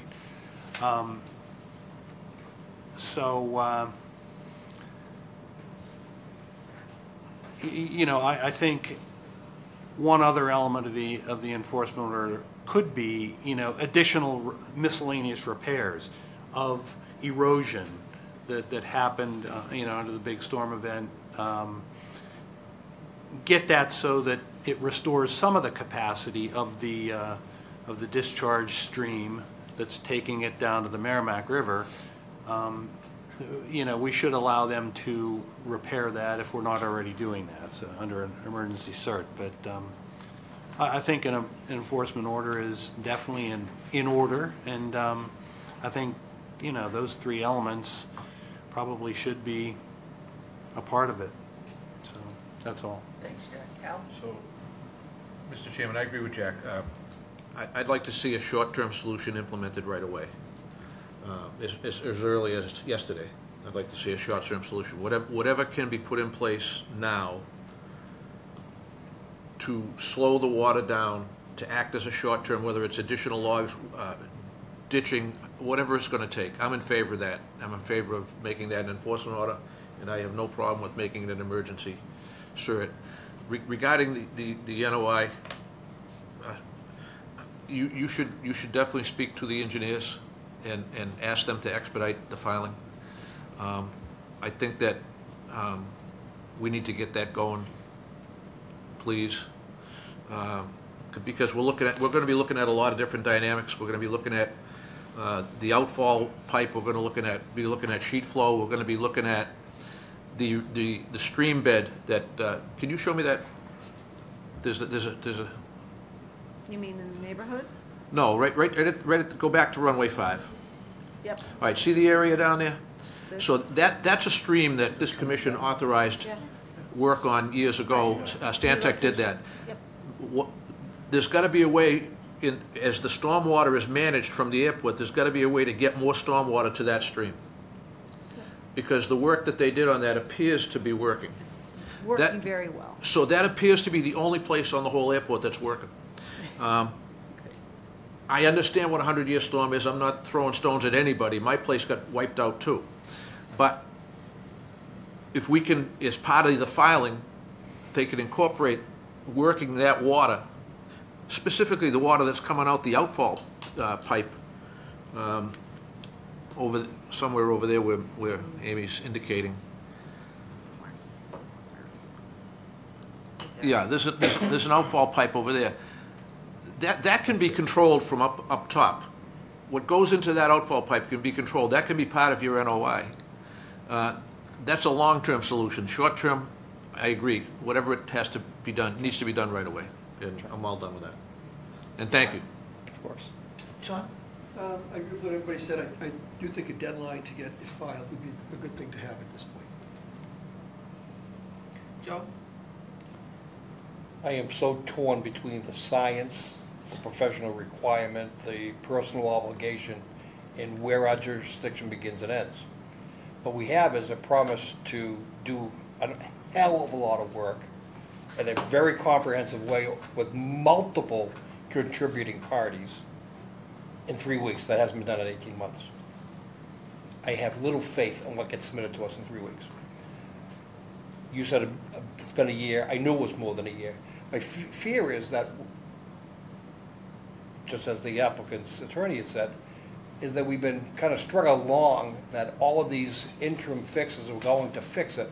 I don't get the feeling that anybody fully understands the magnitude of this problem. It's only been heightened by 2 recent major storm events, but it's always been a problem for the past 18 months prior to that. So I have little faith that the airport's consultant, Stantec, has a grasp on the magnitude of this problem.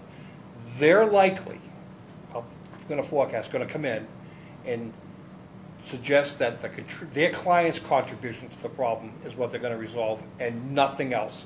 And what do we get? We got this piecemeal solution that solves nothing. That's my fear. So, 18 months of enforcement order, I completely agree. It's high time we put a deadline on it. I just am not optimistic of what I'm going to receive.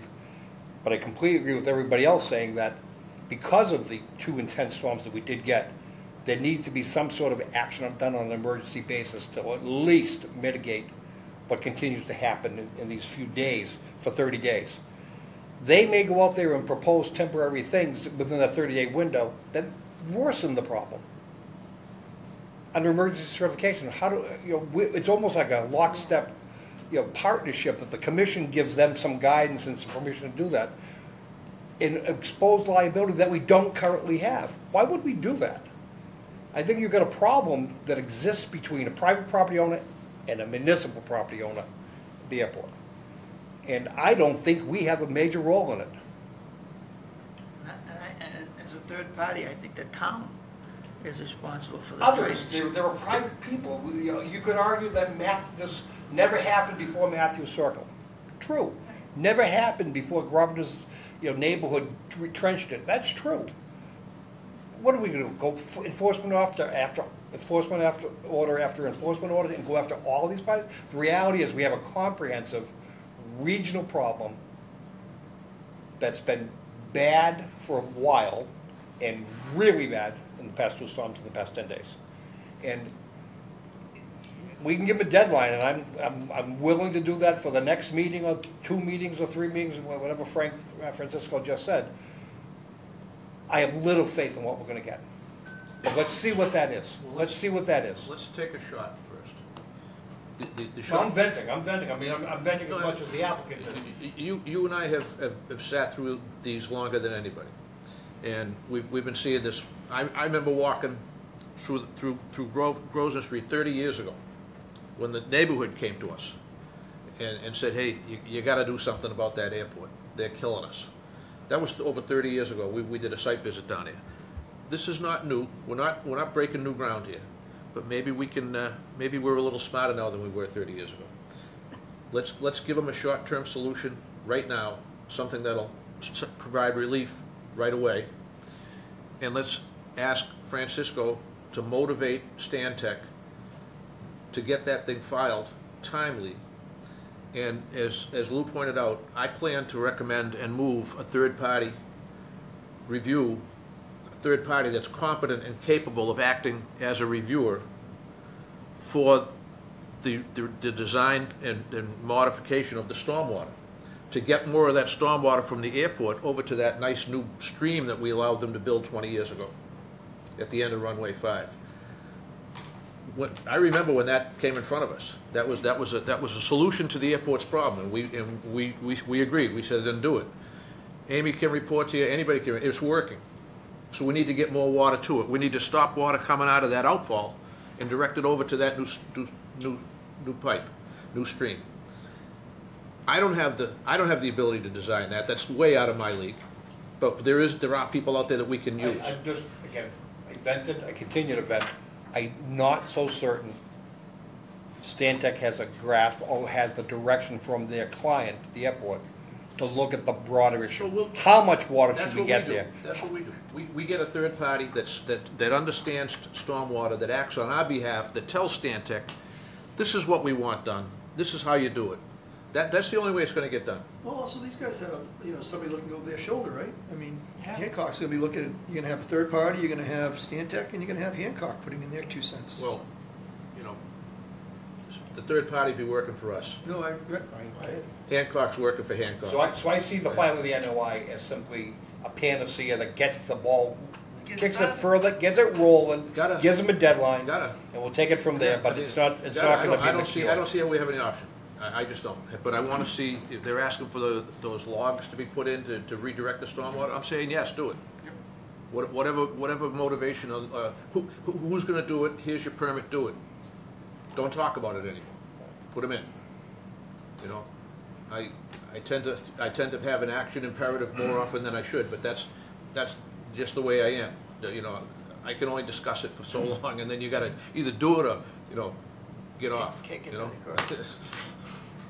Right, so are you comfortable with discussing? So just to clarify, so in an enforcement order, there would be a requirement that an NOI be filed by September 27th. Right. Also, in the enforcement order, there'd be a requirement that they extend the core logs and reinforce the location and interim stream as proposed. That's our intention. Okay. And could we set a time frame on? I mean, we have another rain event on Friday. Yeah, no, we said that. Another 2 inches. Yeah, so if we could get them out there tomorrow, if possible. All we can do is issue the enforcement order. Okay. You just say ASAP, I mean, Right. immediately. And in the defense, We can put immediately on it, we can do everything the best we can.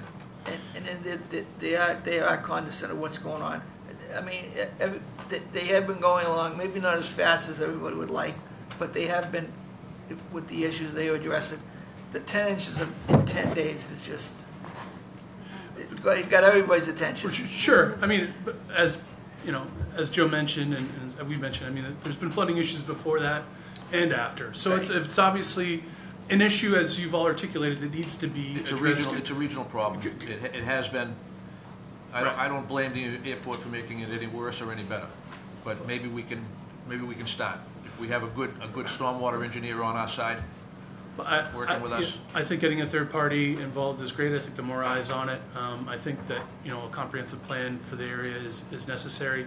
I also think that LMA is the biggest player in And we that, want a third obviously. party. We want the third party engineer to be working for us. Yeah.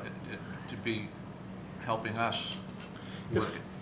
One thing that was mentioned tonight that I was wondering, maybe I can work with Amy to get additional information on it. The blowout is news to me. Do you mean at that outfall? this Yeah, outfall? I wasn't privy to that. Maybe Joe was. Well, that's fed from up above on the airport surface. I Sure, don't know. sure, but it's not too. It's all up gradient of where my client's property is. So we can, I'm but that can be worried it might controlled. That's something that can be controlled once somebody gets on the ground and studies it. Right. I guess my point is we've initiated this process to try to create a solution here, or try to get the wheels moving. There's new wrinkles that are popping up we're not even aware of. And in a redirection of a brook, again, I wasn't privy to that either, and I don't. Maybe if I could get that additional information, I thought that was years ago. That was something that came through this commission. Yeah, that They wasn't 20 years extended ago, but No, well, maybe that's 10. when they did Yeah. the rollout area at the end of 5. I would say maybe 10. No, it's, Right, so they however many years ago it Oh, was. relocated the street. Oh, you're talking about in the street. Yeah. Okay, all right. I thought you were referring to something else. No, that's what we're Yeah, talking yeah. about. That was done when they did the shot in the runways. For, But they crash created more distance or something. emergency space. There was a big comprehensive plan that they did under FAA Part Both 7. sides, that side and the 125 side.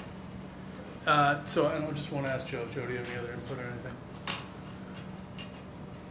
Yeah, again, I suggested that the silt fence be trenched Yep. on the inside of the core log, because, again, we witnessed on 2 occasions the water running under the core logs. So I So just the don't stream think, side. I don't think they're The stream side of the corner log. stream side. Stream side.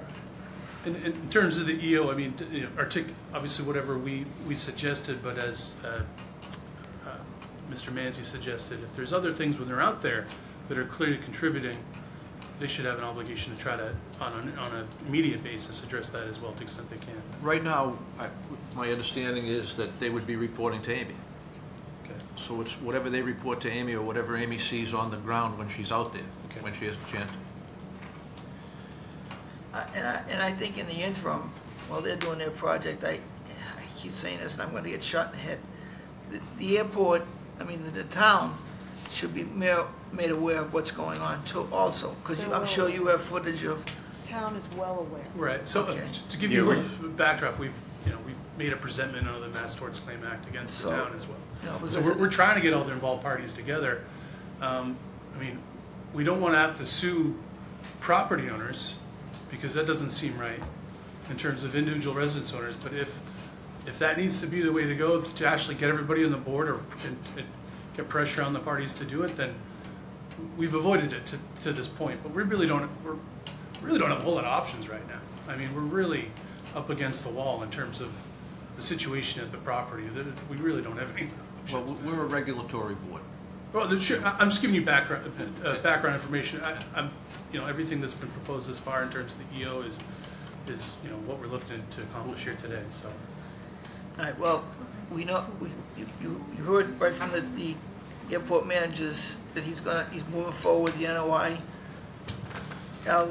Whatever it takes, emergency cert or an enforcement order to make it fix what, in the interim, and then have him file his NOI. We have the stormwater reviewed by a third party. It's public, not Joe can look at it too, and let's move forward. But Yep, should we put this in a motion? Yeah. yeah, So let's kind of do I move with the help of others, that the airport must file a notice of intent by September 23rd, that the temporary modifications or improvements be made out there, including allowing installation of core logs along sections of the stream bank, and further upstream to help intercept flows. What else? Backed up by silt fence. Backed up by silt fence. Entrenched. Entrenched. Entrenched. Stream side. And any other measure necessary to prevent the undercutting of water beneath these barriers. Reasonably necessary. Second. all those in favor say aye. Aye. Opposed? That's unanimous. Thank you. You don't have any more questions, do you, Francisco, about what we're doing? So my questions, I mean, I think Amy started the question that was asked from the engineers, and she was not able to entertain that. Can that be discussed? In terms of, The method of addressing, trying to dredge some of that drainage that that has... came out of the outfall, Yes. so that was a question posed, okay, here we go, here it is. So, looking at this stretch of stream, from the flows that came out of here, and some flow that came this way, so we have some sedimentation through here. A lot of riprap that got moved, that was on the outlet here, moved into the stream. So we have diminished capacity along this stretch. So that is discussion for an emergency, sir. That's a direct impact that can be very microscopically conditioned and ordered. And that would be subject to an emergency, sir, without much. You had mentioned. Basically, it's to remove the debris that caused by this storm event. You've got 30 days to complete that work, to fortify the outfall and restore the riprap, and to return the stream to free flowing. I'd also like the source of the outfall up above on the runway area to be identified. And you can't do that in an emergency, sir. Okay. That's a separate issue. Separate, that'll be part of the NOI. Okay, thank you. But the impact, the actual damage caused Yep. during the storm event, to restore it to what it was within a 30-day window is all in the purview of emergency, sir. Okay. So. As amended. I don't really know what, I think it's two separate actions. things. It's an enforcement action, and the emergency, sir, it's a separate standalone document. So, I'm just thinking about means and methods of doing that clean out. What do you envision for, I haven't seen it, so I don't know. down a slope? I think From what- the- from the airport There's no side. with perimeter being as access broad to as, the base. being as broad as I can, is you want to remove the debris from the stream to allow free flow of water. Right, You want to take whatever comes out and either take it away or put it in a location where it won't cause additional damage. And you want to reestablish the riprap control at the outfall. Oh, Francisco, is there a perimeter How they do that is roadway along the it's up tree to line? them. They tell where us. Where that outfall comes out? The outfall pipe comes out where you want to clean up that stream? Is there a vehicle access point? No, not a friendly one. No, I mean, it's barely a pedestrian one, for that matter. I mean, we've been there several Right. times, and so it is a complicated question, not a easy, way to access it. And even some of these requests that we have here tonight would impact some of the vegetation that is established, especially along the fence line, on the other side of the fence line.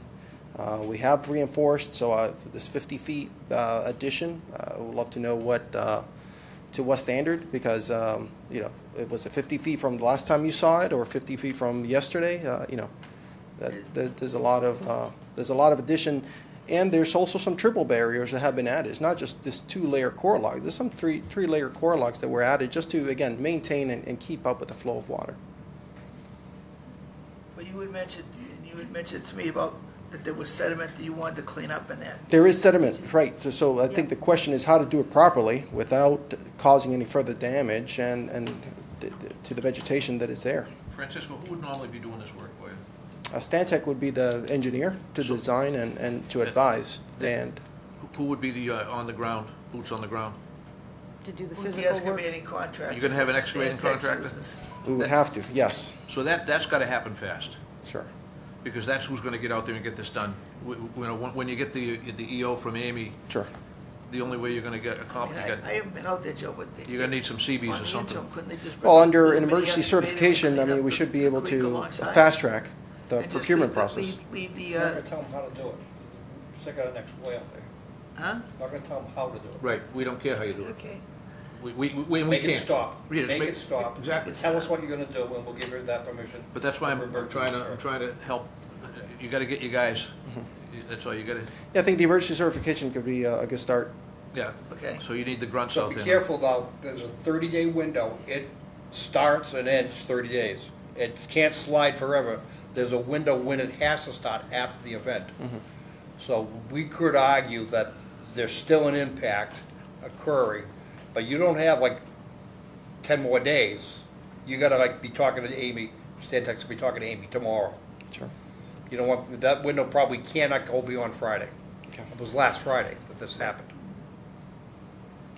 So the clock starts ticking on the cert when now? When I issue As it. soon as it's issued, but you can't even consider a cert so many days after the event actually happened. I don't have that exact date. You and I talked about this the other day. It just 18th. It's, It's real, the 18th. It's when it 12th, expires. the It's 8th been and within the 18th. I mean, last heavy rain was bunch them within the together. past 5 days. So they're in the So they're in the slow window. They window. he's got to fill out that cert application. right. My point is that cannot linger. Right. And once it's in place, they do have 30 days to complete that work that's authorized under that cert. Understood. Yeah, understood. I'm learning about certs. No comment. Not something we usually do. But all of a sudden we're getting a gaggle of them. Yeah. All right. So that first word, So- emergency, is what we've been experiencing. So we don't want to necessarily issue that tonight. Do you want, I mean, it's got to be within the next 2 or 3 days that they come to me with a, He's A got to. We plan? can't issue, they're gonna tell us what they're gonna do. He's and going to then I get. issue it. Yeah, and then you Alright, issue it, but okay. I think the direction from me, and I think I'm getting some concurrence here, that they come to you, we're Yeah. gonna let you, let that work move forward. Yeah, okay. That they've got to have either somebody from Stantec or an excavating. He could get an I- excavating yeah. contractor. You know, I need means and methods, he could get erosion Joe Shit controls. contractor to Yep. come in and file it right away and get it done. You know. Yep, okay. All right, good. Great. Are you I think good? we're good. Yes. We're good, All all right. right. All right, appreciate it.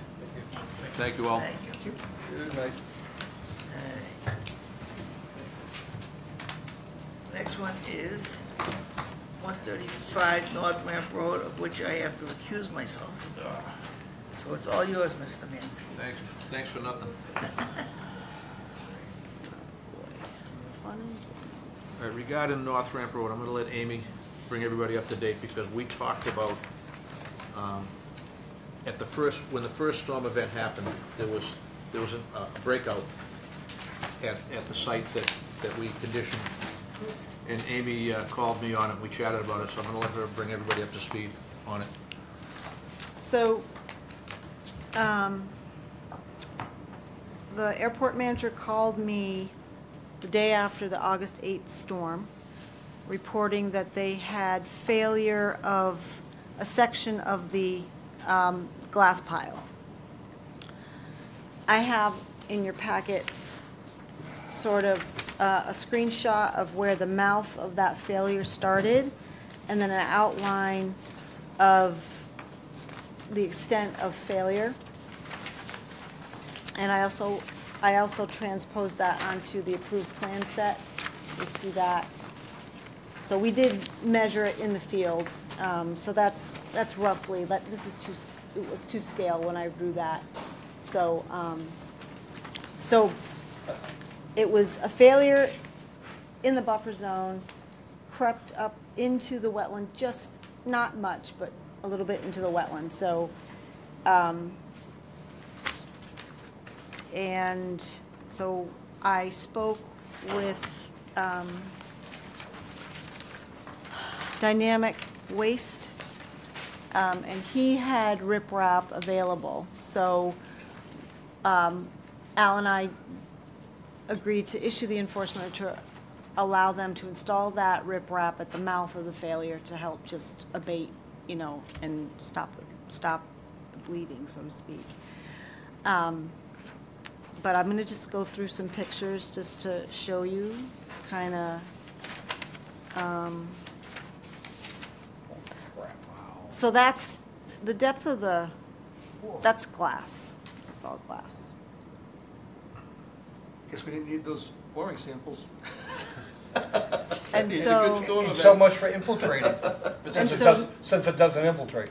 So this is a wetland flag. Have they done, started any of the work? That's at the base. Bottom of the hill? Yes. Yeah. Okay, so I'm just gonna, that's the wetland flag. So it started to creep in, but, you know, it's not. I feel like we're getting bamboozled meeting after meeting after meeting. They just come to us and lie to us. You're a big boy, you're surprised by this. I used to really have more faith in the system. It's all glass? And this is all the stuff we said was gonna happen. Glass and plastic and little bits of styrofoam. Yeah, which we knew, but, so. Say that again, what's in it? Well, I mean. Plastic there and was a little bit of styrofoam as plastic. well. I mean, but Mostly glass. But it's mainly Residue. glass. Residue, not lot, it's not a land. No, I mean, the bits and chips, but just to get. Amy, is it stabilized or does it need more? I think it's stabilized for now. I mean, what I think happened, so I think there's a layer of like silt that built up on top that's pretty much turned into like hard pack. So the flows just flowed down that and then found a weak spot and then just went. So. When did we issue the order conditions? When did we finally close it? A year ago? 2421787. The reason why I'm asking that, they were in such great haste to get moving, get that order in place. And yet, one of the very first elements of that construction sequence was installing the berm around the perimeter, which would have prevented this. All right, so it was issued in February of 2023, February of this year. So what the issue that the airport had is that the order encumbered the entirety of the airport parcel. I remember that. Okay, so they appealed to DEP only to shrink the governing of the order to the least parcel. Mhm. That's moving slow with DEP. So they would have moved Big otherwise, surprise. if not for the appeal. Right, And the and appeal they for would have legitimate come, reasons. they would have come But Joe, back to us There's a to solution. modify it. There's a solution, and I've suggested this in the past. We open up the order of conditions to amend or modify the order of conditions for the purpose of separating the parcels that are encumbered by the order. It doesn't have to go to DEP and spend a year. We can do that at a meeting here in 30 minutes. So I think you're absolutely correct, and I think that that's a given, because the existing condition is now different. We reopen based on this condition. We can reopen it, and then what they want, they can have. They're saying the whole airport's encumbered, and it shouldn't be. I agree. They're absolutely right. This is all that should be encumbered. We can do that. We can do that right here. Does the applicant have to move for that? They would probably, right? I think Sounds like they would. the applicant can request it, a modification or an amendment. We can open it up on our own initiative, an application. I'm not so sure we can. We did it at 12:10. We absolutely did. We reopened it. But they agreed to let us do that. No, You I know, think we can. I don't remember it that way, but I won't argue with you. Whatever, No, I don't- whatever yeah. vehicle, listen, whatever vehicle you guys want to take I'm with. But I'm just saying, they have an appeal at DEP that could be done next week or it could be done next year. It doesn't need to wait that long. That's not gonna be timely. It can That be, will not be. it can be done right here. And it won't hurt, nobody will be harmed by it. All it'll do is clean up the file and expedite the parties. And, you know, it's like, it's so simple, I don't understand why we, Yeah, why. I mean, our regs say the commission may modify, the commission may amend on its own initiative. Oh, good. There it is. Oh. We can do that. Let's do it. All we have to do is advertise So it. the modification don't have to advertise. What amendment you have to advertise? Right. Modification, we do it in public meeting, any public meeting. So if releasing the parcels is just a modification, then I'd offer that as a motion. To open it up and let's just clean that up. And at the same time, we're gonna be working on this anyway, because we're gonna figure out how to stop this erosion from happening. It's gonna erode some more. Because now that that bank has failed and it's going downhill, it's going downhill. It's not gonna come back uphill. We gotta figure out a way to get a barrier at the bottom of the hill. That's what I think. If I were hired to do that job, that's where I'd start. I'd start at the bottom of the hill. Because I don't even think there's a way to make a berm now that's gonna contain it. It looks like there's too much failure of the slope. I don't know, you were out there. Okay. Without doing any analysis, just looking at the nature of that blowout, if you were to put a berm in and pond water on top, remember it was sold to us. Yeah, it's good. This is gonna infiltrate through the glass. Yeah. It clearly didn't. So If they would have put a berm on it. you can see where you Justine's could- standing in that You picture. would lose the Yeah. entire hill. I mean, if we wanted to really Yeah, do this, I if we wanted to agree. really do this right, we'd have to get somebody up there with a rather large bulldozer, regrade the whole hill, and then try to put up a berm or just get a wall down the bottom. But also, I think what's happening on top, on the very, very surface, has to be addressed too. Because that's not infiltrating, that's all hard packed now. Yeah. With fine silt, and it's a, you know, not totally impervious, but it, for all intents and purposes, it acted as an impervious Planting that lawn surface. as proposed would not have prevented that from happening. Planting lawn on that would have still done the same thing. It would have Well, done It would underneath have gone down it, into right? the soil. It would have down- done it would have underneath gone into it. that lens and built up and would have let go. What they've proposed to us of letting it go to grass and infiltrate through the glass, this proves to me that's not possible. However, again, you were right, but we're still confronted with the same problem. Our solution has to be to prevent the movement of the material. It's already all the way down to the resource area line. And I don't want to beat this thing to death, but it seems like I always do want to do exactly that. I think the issue here is, NOI aside, order of conditions aside, appeal aside, you've got a violation on your site. Issue them an enforcement order that says so much as to respond to the board commission within X number of days, to tell us why it is you would contest that we are going to reopen your order of conditions for the purpose of addressing this event in the context of the permit that you currently have. Once it's open, we can make the amendment to make the appeal go away. We can release and the then, other. And then ask them, explain. Do How is your lawn area going to fix this? we have an enforcement order in the meanwhile to? We don't have one yet, do we? So we need We to, issued one to allow them to install the riprap at the mouth there. so we need to. Just to prevent it from getting further. Yeah. So that's what has to happen. We need to make sure that the enforcement order in place will stop the migration of the material. That's gotta be the first order of business. Stabilize the site, and then we can do everything else you talked about. So whatever it takes to stabilize the site has to be job one. We're not going to tell them the means and methods, so it's just number one, stabilize. Stabilize the site. Stabilize the site. I don't care how you stabilize And it. step two is to file with this board, I'm not sure what the instrument is, your actions to repair this and do that by reopening the existing order of conditions because we want that to be dealt with concurrently. Yeah, and then we can get the map and parcel numbers, and we can release. Then we clean up the We upward can reference. clean up the We Put the property. lease, whatever the So we, description is. so we should do all that. I know it's a Okay. pain in the ass, but we should. All right.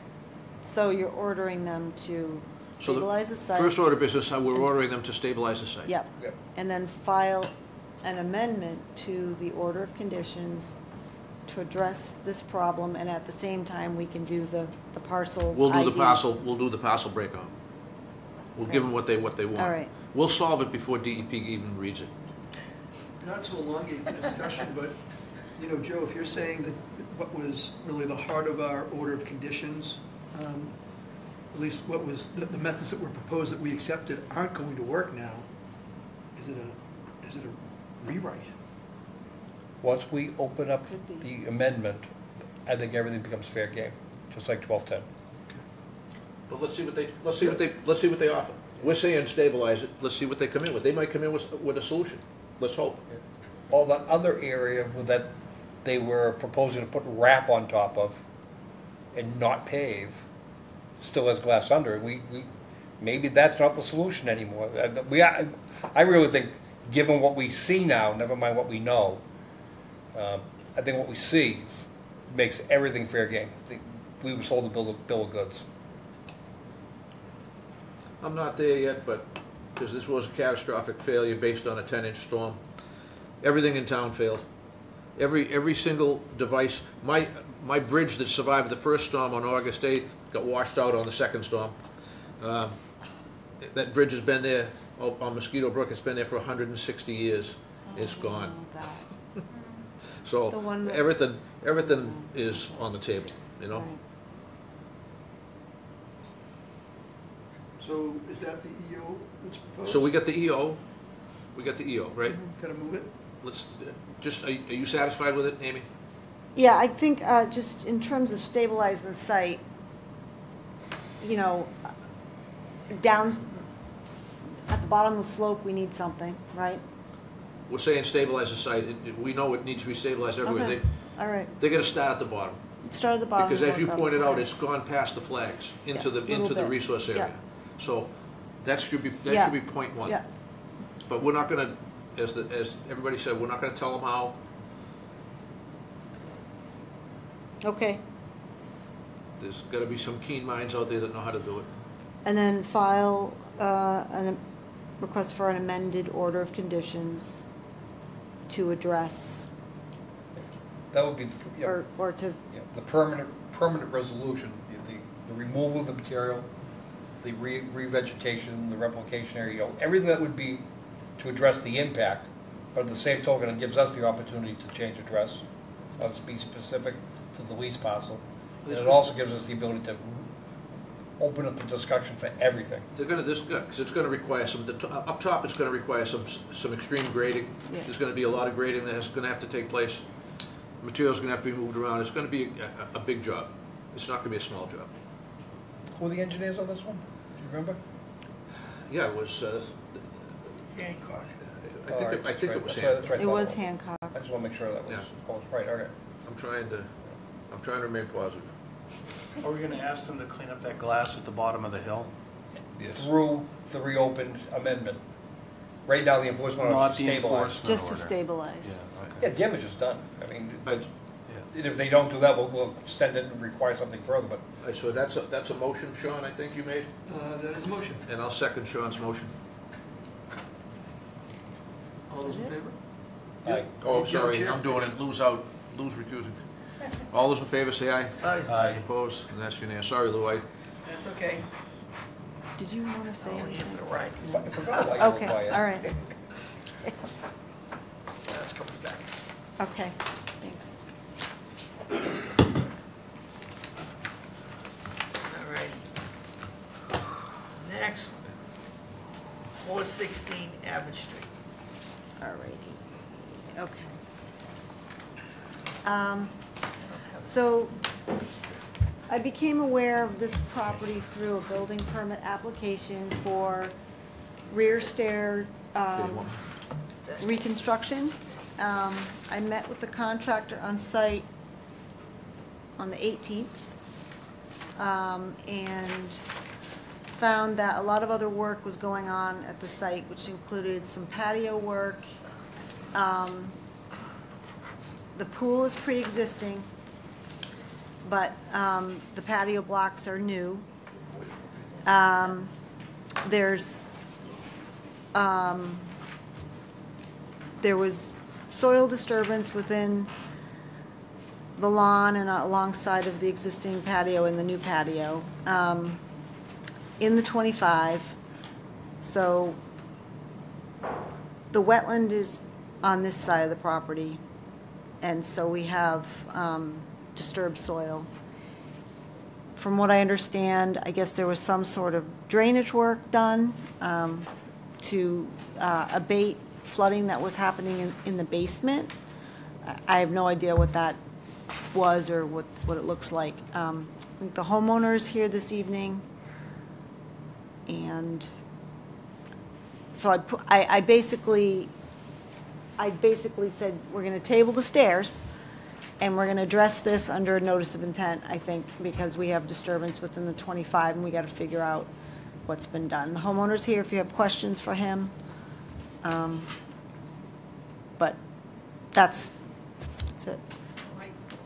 Amy, so what you're saying is they did drainage work unpermitted, and then they came for us for stairs? Yes. And that's when he told you that he did the drainage work? Well, that's when, the carpenter has nothing to do with what's going on site. He was just there for the stairs, and he walked on, he didn't know that this was all going on either. He came in, applied for a building permit, informed you, you went out, checked it out, and said, oh my God. Yeah, let's meet and look at the stairs together. Yeah. And then that's when, You saw the so anyway, drainage. right. So, you guys on the last page, it's an as-built plan, and I don't have a date for that, for the site, but anyway.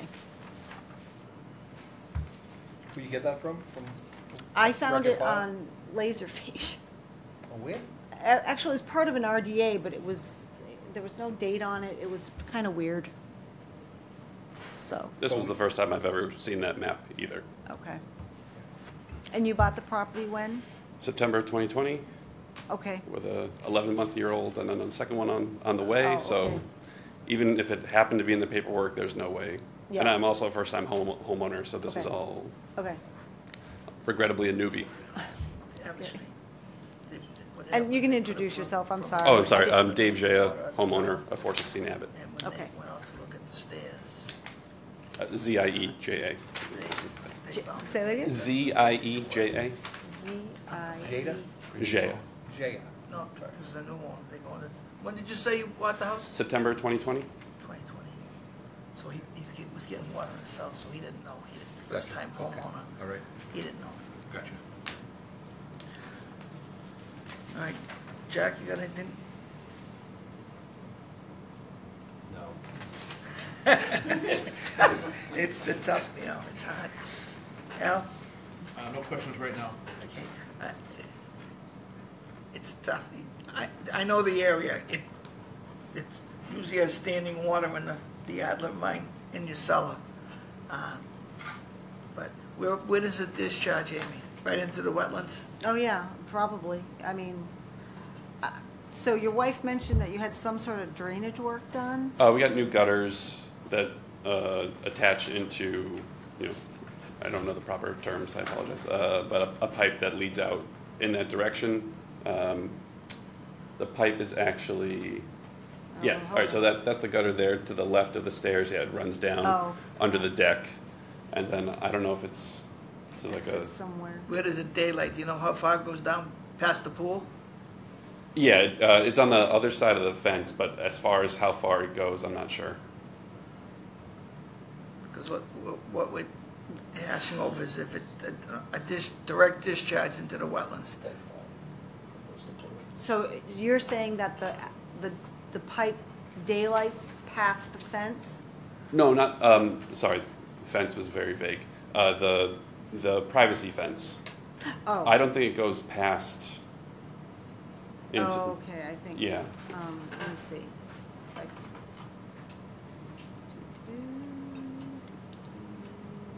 Yeah, I think it's Probably somewhere here. around there.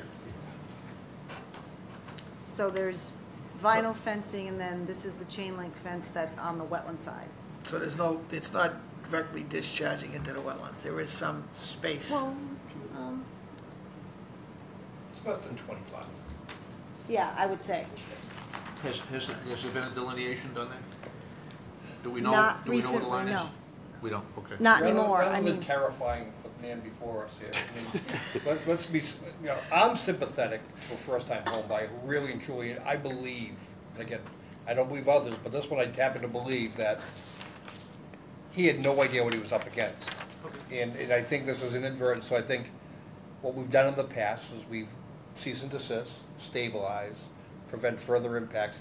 If there are like things, maybe Yeah. it's pull that pipe up a little bit, but then get it delineated, and find out what the hell we're dealing with, Well, and I give him was some, gonna say, give him a reasonable amount of time. If he's gonna stabilize, he needs to have an idea where his boundaries are. Yeah.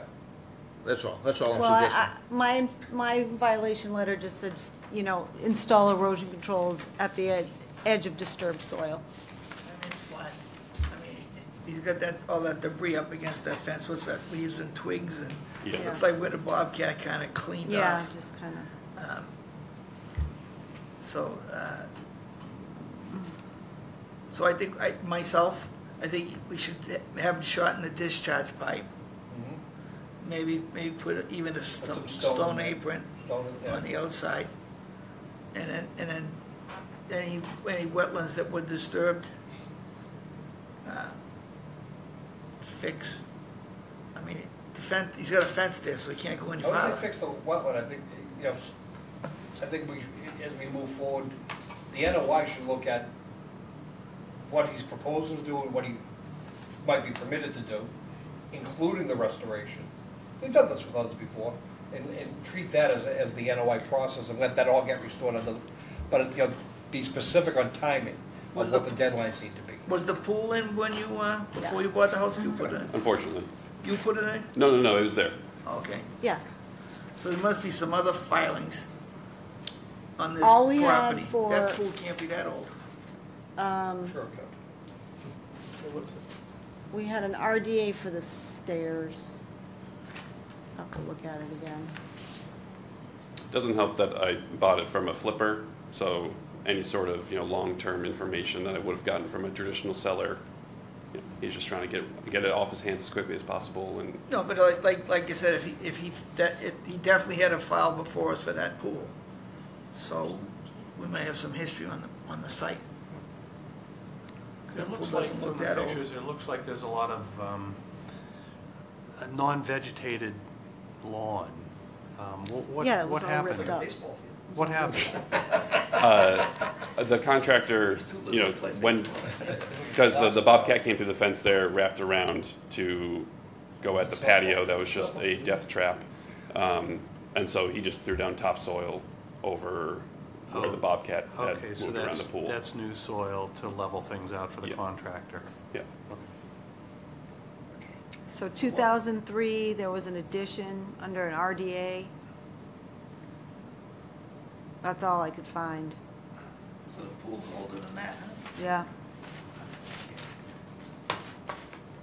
What we're wrestling with, it's your lucky day because you're a first-time homeowner and you appear to be an honest person. So we're trying to figure out a way of fixing with this without turning you inside out. So just reminding myself of what we've usually done with people who are cooperative. Stabilize. Anything that we really think is a violation needs to be addressed immediately. Address that immediately, give a deadline, and then give a deadline for filing it, and then notice of intent for what it is you're looking to do, including overall restoration, final restoration. And then certainly within the realm of what other things do you want to do in your yard, apply for those at the same time. Well, you're just looking to put stairs on, right?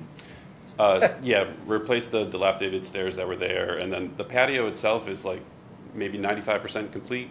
There's just a couple more pavers to go down, and then where you saw the alleyway into the basement, that floods even with a modest storm, so you can imagine the past two storms. So that's been an issue ever since we moved But in. you've done the drainage work since the storm? I think that was, we got the new gutters maybe right before the new storm, so I had a false sense of confidence, and then I was out there with a bucket and my wife, in the basement with a vac. So when did you hook up the pipe to go out back? After the storm? Before. No, yeah, the gutter. The gutter was connected, and they did that, whatever work they did, So that. to get the drain. 10 inches of rain, I could understand. I mean, But anyway. all right, so So immediately stabilize, get your erosion controls out there. I heard the word delineate come up at some point. Yeah, 2003 It is looks a long looks like- time Is the whole yard fenced in? Yeah, in the back. The whole yard is fenced in? correct. So the old houses out there. Huh? I mean, it's not the oldest house in Apple Street, but this house has got to be 40 years old. At least, yeah. Yeah. Yeah. I know the address, area. What, I didn't see the front of the house. And file a notice of intent, which requires a new delineation and a plan of all the work that's done, and then figure out what can be done and what can't be permitted. So moved. There was one other thing that Lou added, and I think is appropriate, and that's to pull the discharge point of that pipe, pull it out 25 feet and stone the end of it. Is that part of the NOI though? No, I think it's, since it's already there and It's it's an open continuing to cause an violation. impact, Okay. take it out now. All right. Pull it back down. It's an open violation, so we couldn't even hand it to NOI with an open violation. I agree, I amend my motion with that. Okay. May I ask a couple questions? Yeah. Sure. So the contractor said, when I said, what happened, we're still flooding here. He said that the alleyway should behave better if he's able to finish his work and finish the grout, whatever, goes in between the stones, because that will better allow the water to slope away from the house. And, as that alleyway is not anywhere near the 25 feet. I don't think the 50 feet either. So what you're saying, the pipe that you have in place now doesn't work? I don't know. It's been a short amount of time, and then we had those two wacky Well, storms. then when you file your NOI, put in what the contractor wants to do to eliminate your water? Well, I think what he was saying is, the contractor told him that if he can finish doing the patio work, it's gonna help the drainage situation. Yes. Oh, okay. So he wants permission to finish the work, because right now I think he's got a cease and desist. Yeah, Correct. right. Okay, I see what you're saying. Is it just that stony area up at that little? Corner. Yeah, so Remember where we that looked where at? that lattice is, if you take the left, that's that alley of doom. Right there, I think they largely just stopped in hopes of, I don't know why they stopped exactly there, but that's where the stairs are going to go. So they're kind of waiting for the footings to go down. So it's in the outer reaches of the buffer around the addition when it was, So the work, the only thing that has to be done left in this area is the patio block. Yeah. Okay, because the pipes are already in. So there's no more, Yeah, so no more this- disturbance.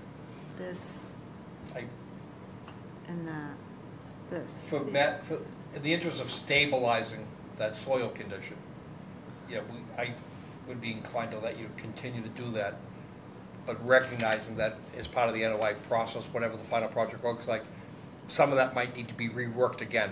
Okay. But in the overall scheme of other things that might be reworked, this might be the least of your concern. Okay. Looking at it quickly, once it's fixed, I don't think there'd be, because the pool's in the way. I think if you get on aerial photography, look at this historically, I can't imagine a pool didn't have an apron around it to begin with. Probably gonna be close to what was there. Are you replacing the existing apron in place, or? And by apron, you mean like a surrounding deck of the pool? Around the Yeah. pool. It was, when we got there, it was just grass surrounding it, which was obviously not going to be safe for anyone.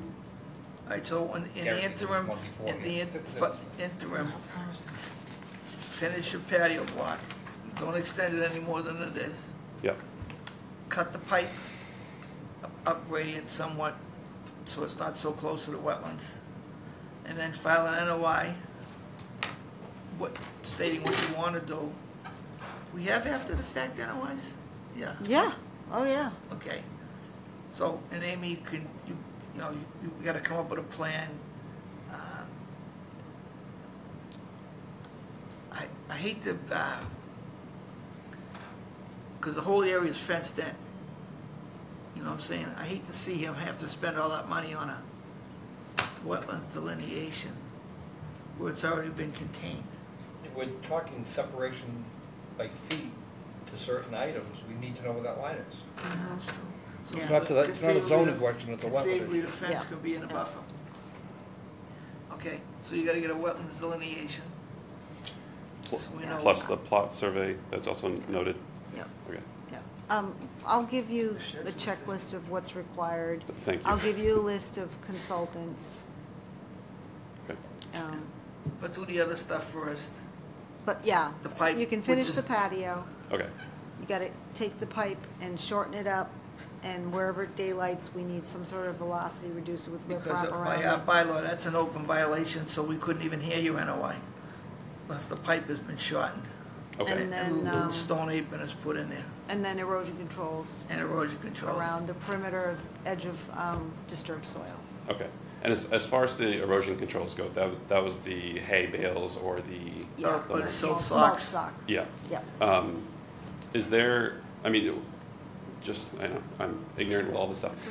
Is there any way to, like, is there any argument for, like, what's done is done, and, like, it's not going to be, whatever temporary disturbance happened, already happened, and so there's no reason to spend that money for such a short-lived project that's Well, already we at could the finish fine line? you $500,000 or something. I Well, no, I- couldn't afford that either. No. One didn't want to terrify you, but I wouldn't be that confident.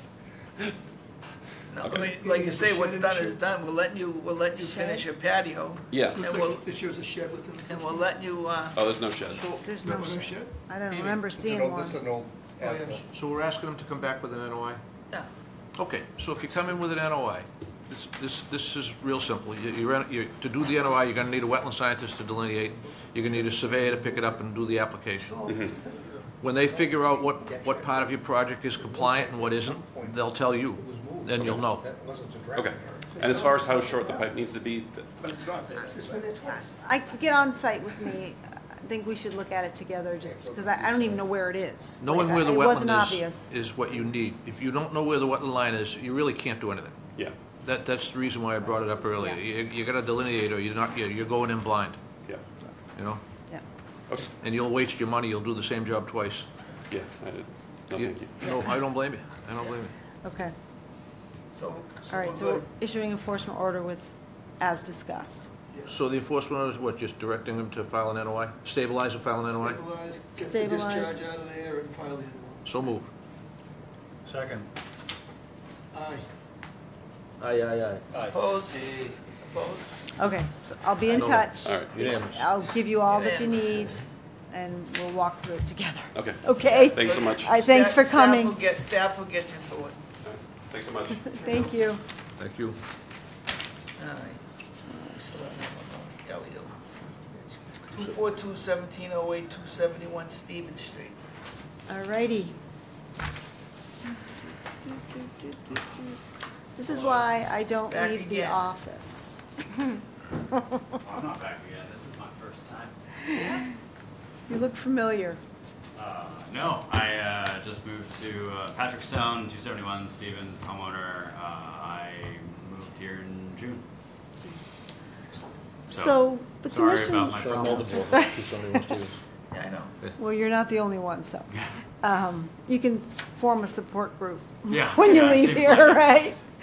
And yes, 271 Stevens, I hear from my neighbors, might have had some issues in the past, and I apologize for those as well. Just minor issue, put the house in the wrong place. I mean, No, the 271 is the original house. His original house. Yeah, 271, Yeah. And there was an 271 my addition neighbor, to the- was the Melvin house. The new house is the one next to it. With the issue.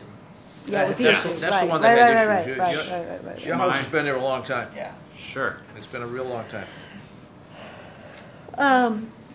So basically, Justine and I were driving by, and we're like, "Oh, what's going on there?" So, it's basically cutting into the side slope to create a larger patio area off the side of the house. The wetland is upstream of this work. It's uphill, so that's they've got this going for them. So basically, we said, "Stop work, put in erosion controls and come to the meeting to get further direction on appropriate permit application. And I know the commission is particular when it comes to RDAs and the resulting 3, 4 conditions at the most. I suggested that perhaps an RDA with the conditions that I wrote down is a possibility, but I didn't want to send them down the RDA path and get rejected and say, no, you got to do a notice of intent. So wanted to have that discussion with you. I think we have to stay consistent It's an NOI. with the neighborhood. It's an NOI. That neighborhood is NOI-ville. Okay. If the original project, which was further away, was an NOI, Yeah. making something closer has to still be an NOI. It would corrupt the order conditions that's on file for in perpetuity. And this, the wetland delineation on this site may be current. I don't really think it is, but Well, when was it? Oh, I'm sorry, 2017, I'm not that far off. Yeah, but there's a physical barrier there, right, beyond the Yeah. slope? Yep. Yeah, so I mean, there's a lot of things going in its favor. I think No, we the just- record to be clear, there should be an NOI to make the record clear. It absolutely should be, but what I'm just pointing out is we just had this and the other house next to it in front of us, so this is all current area. I mean, I can say with confidence that I'm sure that the wetland hasn't moved enough to shift the 50-foot no-build zone into the work area. I don't think that. I agree with It's you. not even I agree. close. So we know we're out of the 50 anyway. And that physical Well- barrier is a wall all the Yeah. way up at Oh, the, yeah. at the Yeah. 25. Yep. So I think it's got a lot of great things going in its favor. And Yeah, I that think was, still that was an very NOI. clear where that is. Yeah. But generally, if there's more than 3 conditions, it goes from an RDA to an NOI, just because of history. And MACC suggests that we do that I'm also. sorry, what are conditions? Well, pre-construction, the new patio, we got a post-construction, and I'm not, we have a plan here? No, no plan, right? Basically, it comes down to, is when you get a permit, you get an order of conditions. Okay. So an NOI would result in order of conditions, and it spells out a lot of things you need to do in order to get your project done. Okay. RDA basically says, yeah, the act doesn't apply, but to be safe, we want you to do these 3 things. Because once you start talking about, well, maybe it's like 4 things or 5 things. Once you get beyond that 3rd item, you start scratching your head and say, son of a gun, this was actually an NOI. So it forces us into the NOI. Okay. It really, and it's what we've done consistently. Okay, so what are we doing here? So, you can This is issue an enforcement? enforcement order to, because right now it's just a violation letter, so issue an enforcement order that just says, continue to cease and desist, maintain erosion controls, and file a notice of intent. But I'm gonna ask you, since you're not going to necessarily push for a fresh delineation, what kind of plan do you guys want? Wasn't the To asphalt accompany- just before us recently? Yeah. Yeah, but it doesn't mean the delineation was done. But with the for the physical asphalt. barrier. Yeah, I mean, yeah, there's a hardy Listen, stone wall there. There's a record drawing of this Yes, lot. right, which we're looking at. So the record drawing could be re-executed. Oh, yeah, actually. Who's the Oh, engineer? This was Kurt Young did the wetlands. Nevy? Did Nevy do the plan? Moran They- did the Morris. as-built. Moran did the as-built. So the history of Yeah. this site was, Yeah. there were 3 different Well, wetland scientists right. at the Moran time, which took it for home with the reasons I'm not gonna COC. go into here. Moran is. John is- Moran took it home. John Moran finished it, he was the Yes. closer. So, that probably makes sense for him. Yeah, he's got everything. Right. He's Yep, got- yep, He's yep. got everything on it. All right, He did the COC, he did Yep. everything. okay. So if this goes to an enforcement, the only, not only cease and desist, but I think where this is at the end, I think this is at the end of the driveway. Yes, In the steepness of that driveway, there needs to be measures to prevent erosion happening into the driveway. Yes. Finding its way down towards Stevie's Pond. right, So they need to stabilize Absolutely. and maintain this up on top of the hill. yeah. And And we did that. There's hay bales staked in there, holding it all back now. Yeah, And I guess that's a question I have, right, and trying to understand the processes. Learned a lot over the last 3 hours. Is leaving it like that doesn't seem great, because, I mean, there's hay bales now, it's prevented from flowing off into the driveway and down into the pond, or across the street into the pond. Is there anything that can be done that would make it better than kind of the state it is? Or Well, you want you to just could- leave it at that for the next Well, I mean, however long this process I mean, takes? the contractor's here. I asked him to even out the piles so that we don't have this big pile here. So it's just flatten it out, you know, up behind the existing retaining wall. And then put in erosion control. Right. And then right. tarped it. And tarped it. Yep. So, was the tarp there when you saw it? I was just looking for hay bales. I did not look for the tarp. Okay. So I took a picture though. I can. Okay. Well, a tarp works. I mean, If it's stable, if it's in a Stabilized. stabilized condition now, we probably don't want you to do too much more. Sure. I mean, hopefully we don't get 7 inches of rain. I'm wondering if we So it's gonna rain Friday, so there should be some kind of erosion control somewhere, right? Yep. yeah, there is. Okay, There's good, hay perfect. bales there now Perfect. with the tarp. Yeah, the tarp now. was out as well. On There is? the 18th. Yeah. Yep. Okay. So that sounds good. It might be. So on the 18th, so we had 2 inches on the 18th. Did that hold up during that Yeah, storm? we had a little bit of soil that we had to go clean up, just mainly sand. Yeah, okay, all On right. the driveway. So Amy, it wouldn't was Would tested. it be conceivable, because you said John Moran did the last Yes. engineering project? Maybe get in I would touch put with him in him, touch with so John, maybe yes. he would just have to put the wall. Yeah, the wall and Yeah, that's the patio, the plan. new wall and patio. So you would use the engineer. Right. That I mean, did there the are asphalt plan. flags because the neighbor, right? There are flags for marking the wetlands already on the other side of the You'll wall. engineer the mark, where you're gonna put the wall, so that when you file your MOI, we'll know where it is. Which wall? Sorry, the wall that I'm building or Yeah, the the one other that you're walls? trying to build. Okay. Yep. Okay. All right, we Yep. good? Are we good? Yep, so move to issue an EO that requires maintaining stabilized conditions and file a notice of intent. So moved. Second, All those in favor say aye? before we say aye, I mean, I know we're not putting dates on filing notice of We should, intent. though. We didn't do that with the last one either, we didn't date it. I mean, we will be back There. as soon as possible. Yeah, I suspect they wants to get it done. Well, next meeting is 3 weeks, so that, Just if there's a problem, just call. yeah, you can always continue. If you run into a roadblock of some kind, just call.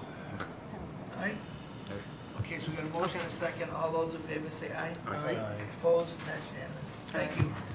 All right, thanks for coming. We did it in June. We have 95 Olympic and Juniper Circle Can I just ask for you, decisions. Any reason why that's in there? Oh, yes, it's ready for your review Okay. and signature potentially if you're happy with it. And then I can have Steve Young sign it. Can I take it and review it? Absolutely, do whatever you want. All right. Yes, yep.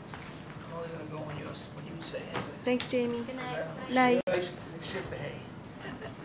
I gotta tell you, we're lucky to have anybody that wants to do it anymore. There's nobody under 60 that wants to do it anymore. That's because it requires labor. Okay, so I'm just saying. decisions, Which one? we've got 95 Olympic and the Okay, Juniper Circle one. 242-1871. Okay.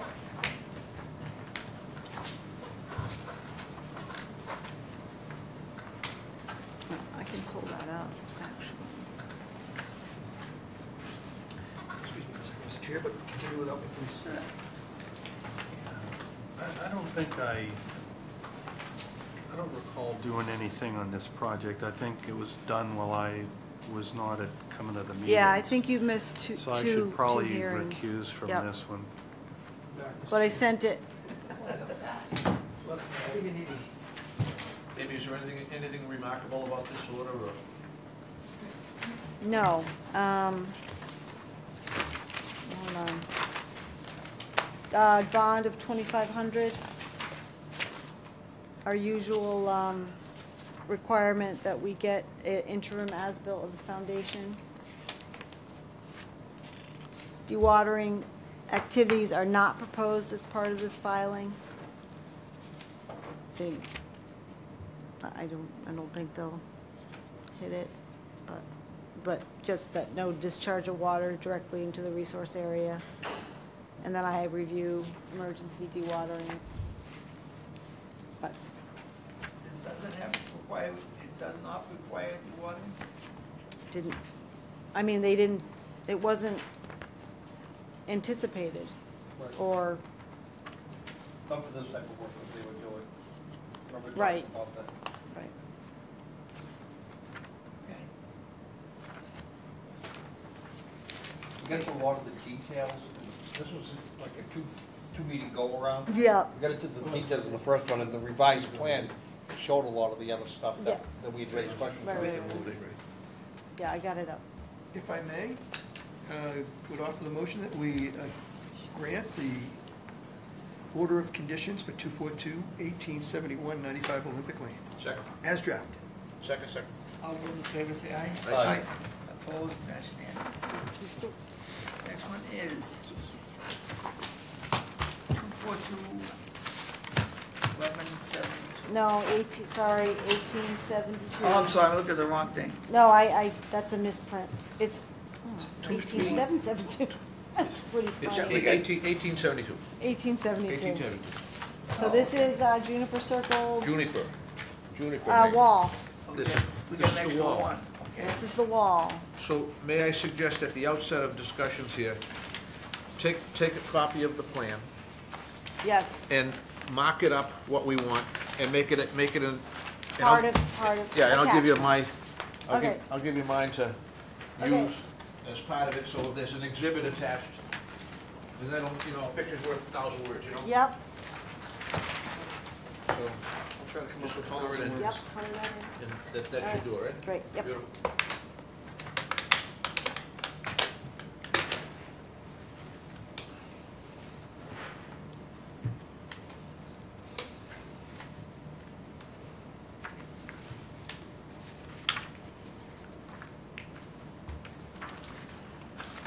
Other than that, I don't have any suggestions.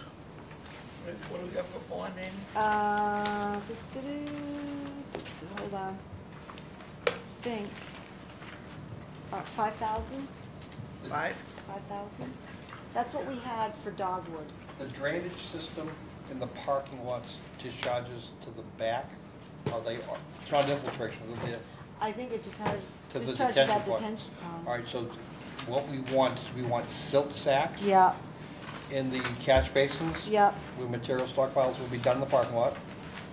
And we want the discharge of any groundwater to not go to the detention pond. Would it be cheaper to do with dewatering then? So that means, If the silt sacks are in the parking lot, and he discharges to the hot top, it's filtering as it enters the drain system. That's exactly what we want, discharge it to the paved surface, you can surround it with hay bales. okay. So we said that, Or, right, or whatever. Yeah. But as long as the silt sacks are in the basins. Okay. His soil Got it. stockpiles, the stone, all that other stuff will be protected before it gets into the Gotcha. detention pond. Okay. And I think that was the only debate we were gonna condition, was just how he's gonna handle the dewatering and storage of materials, right? That was it. And getting Right. the wall outside. And getting the wall out, yeah, the sketch. Yes. The sketch. Amy has the drawing. Yeah, I No got need it. for any language, no condition to say, the retaining wall will not encroach within the 25-foot Oh, yeah. wetland between flags A7 and. Yep, and then I'll word it out and then Okay. as depicted on the attached Great. annotated plan. I'm so excited you didn't pick up. Oh, what? What? Slipping your old age. I was backwards. Yeah, look at it. I was reading the plan backwards. And I might be. You're okay with the bond at $5,000? I'm okay with it. Yeah, that's, All right. He did the last one with no bond. Ah, We're going uphill. I know, right? Is that it? You good? that's it. That's motion to adjourn. Second. We gotta vote on We have the to vote it order. as amended. Oh, we didn't vote. That was a motion. Okay. Motion is amended, sorry. Okay, second? I'll second that. All those in favor say aye. Aye. Opposed? That's Aye. unanimous. Now can I do a motion to adjourn? Nope, but you can ask for You it. can do anything you want. Can Get I a- ha- get Go, a Jim, chair. you can. Can I have a motion to adjourn? So moved. Second. All those in favor say aye. Aye. This is that we've done, Opposed? that we've done the That's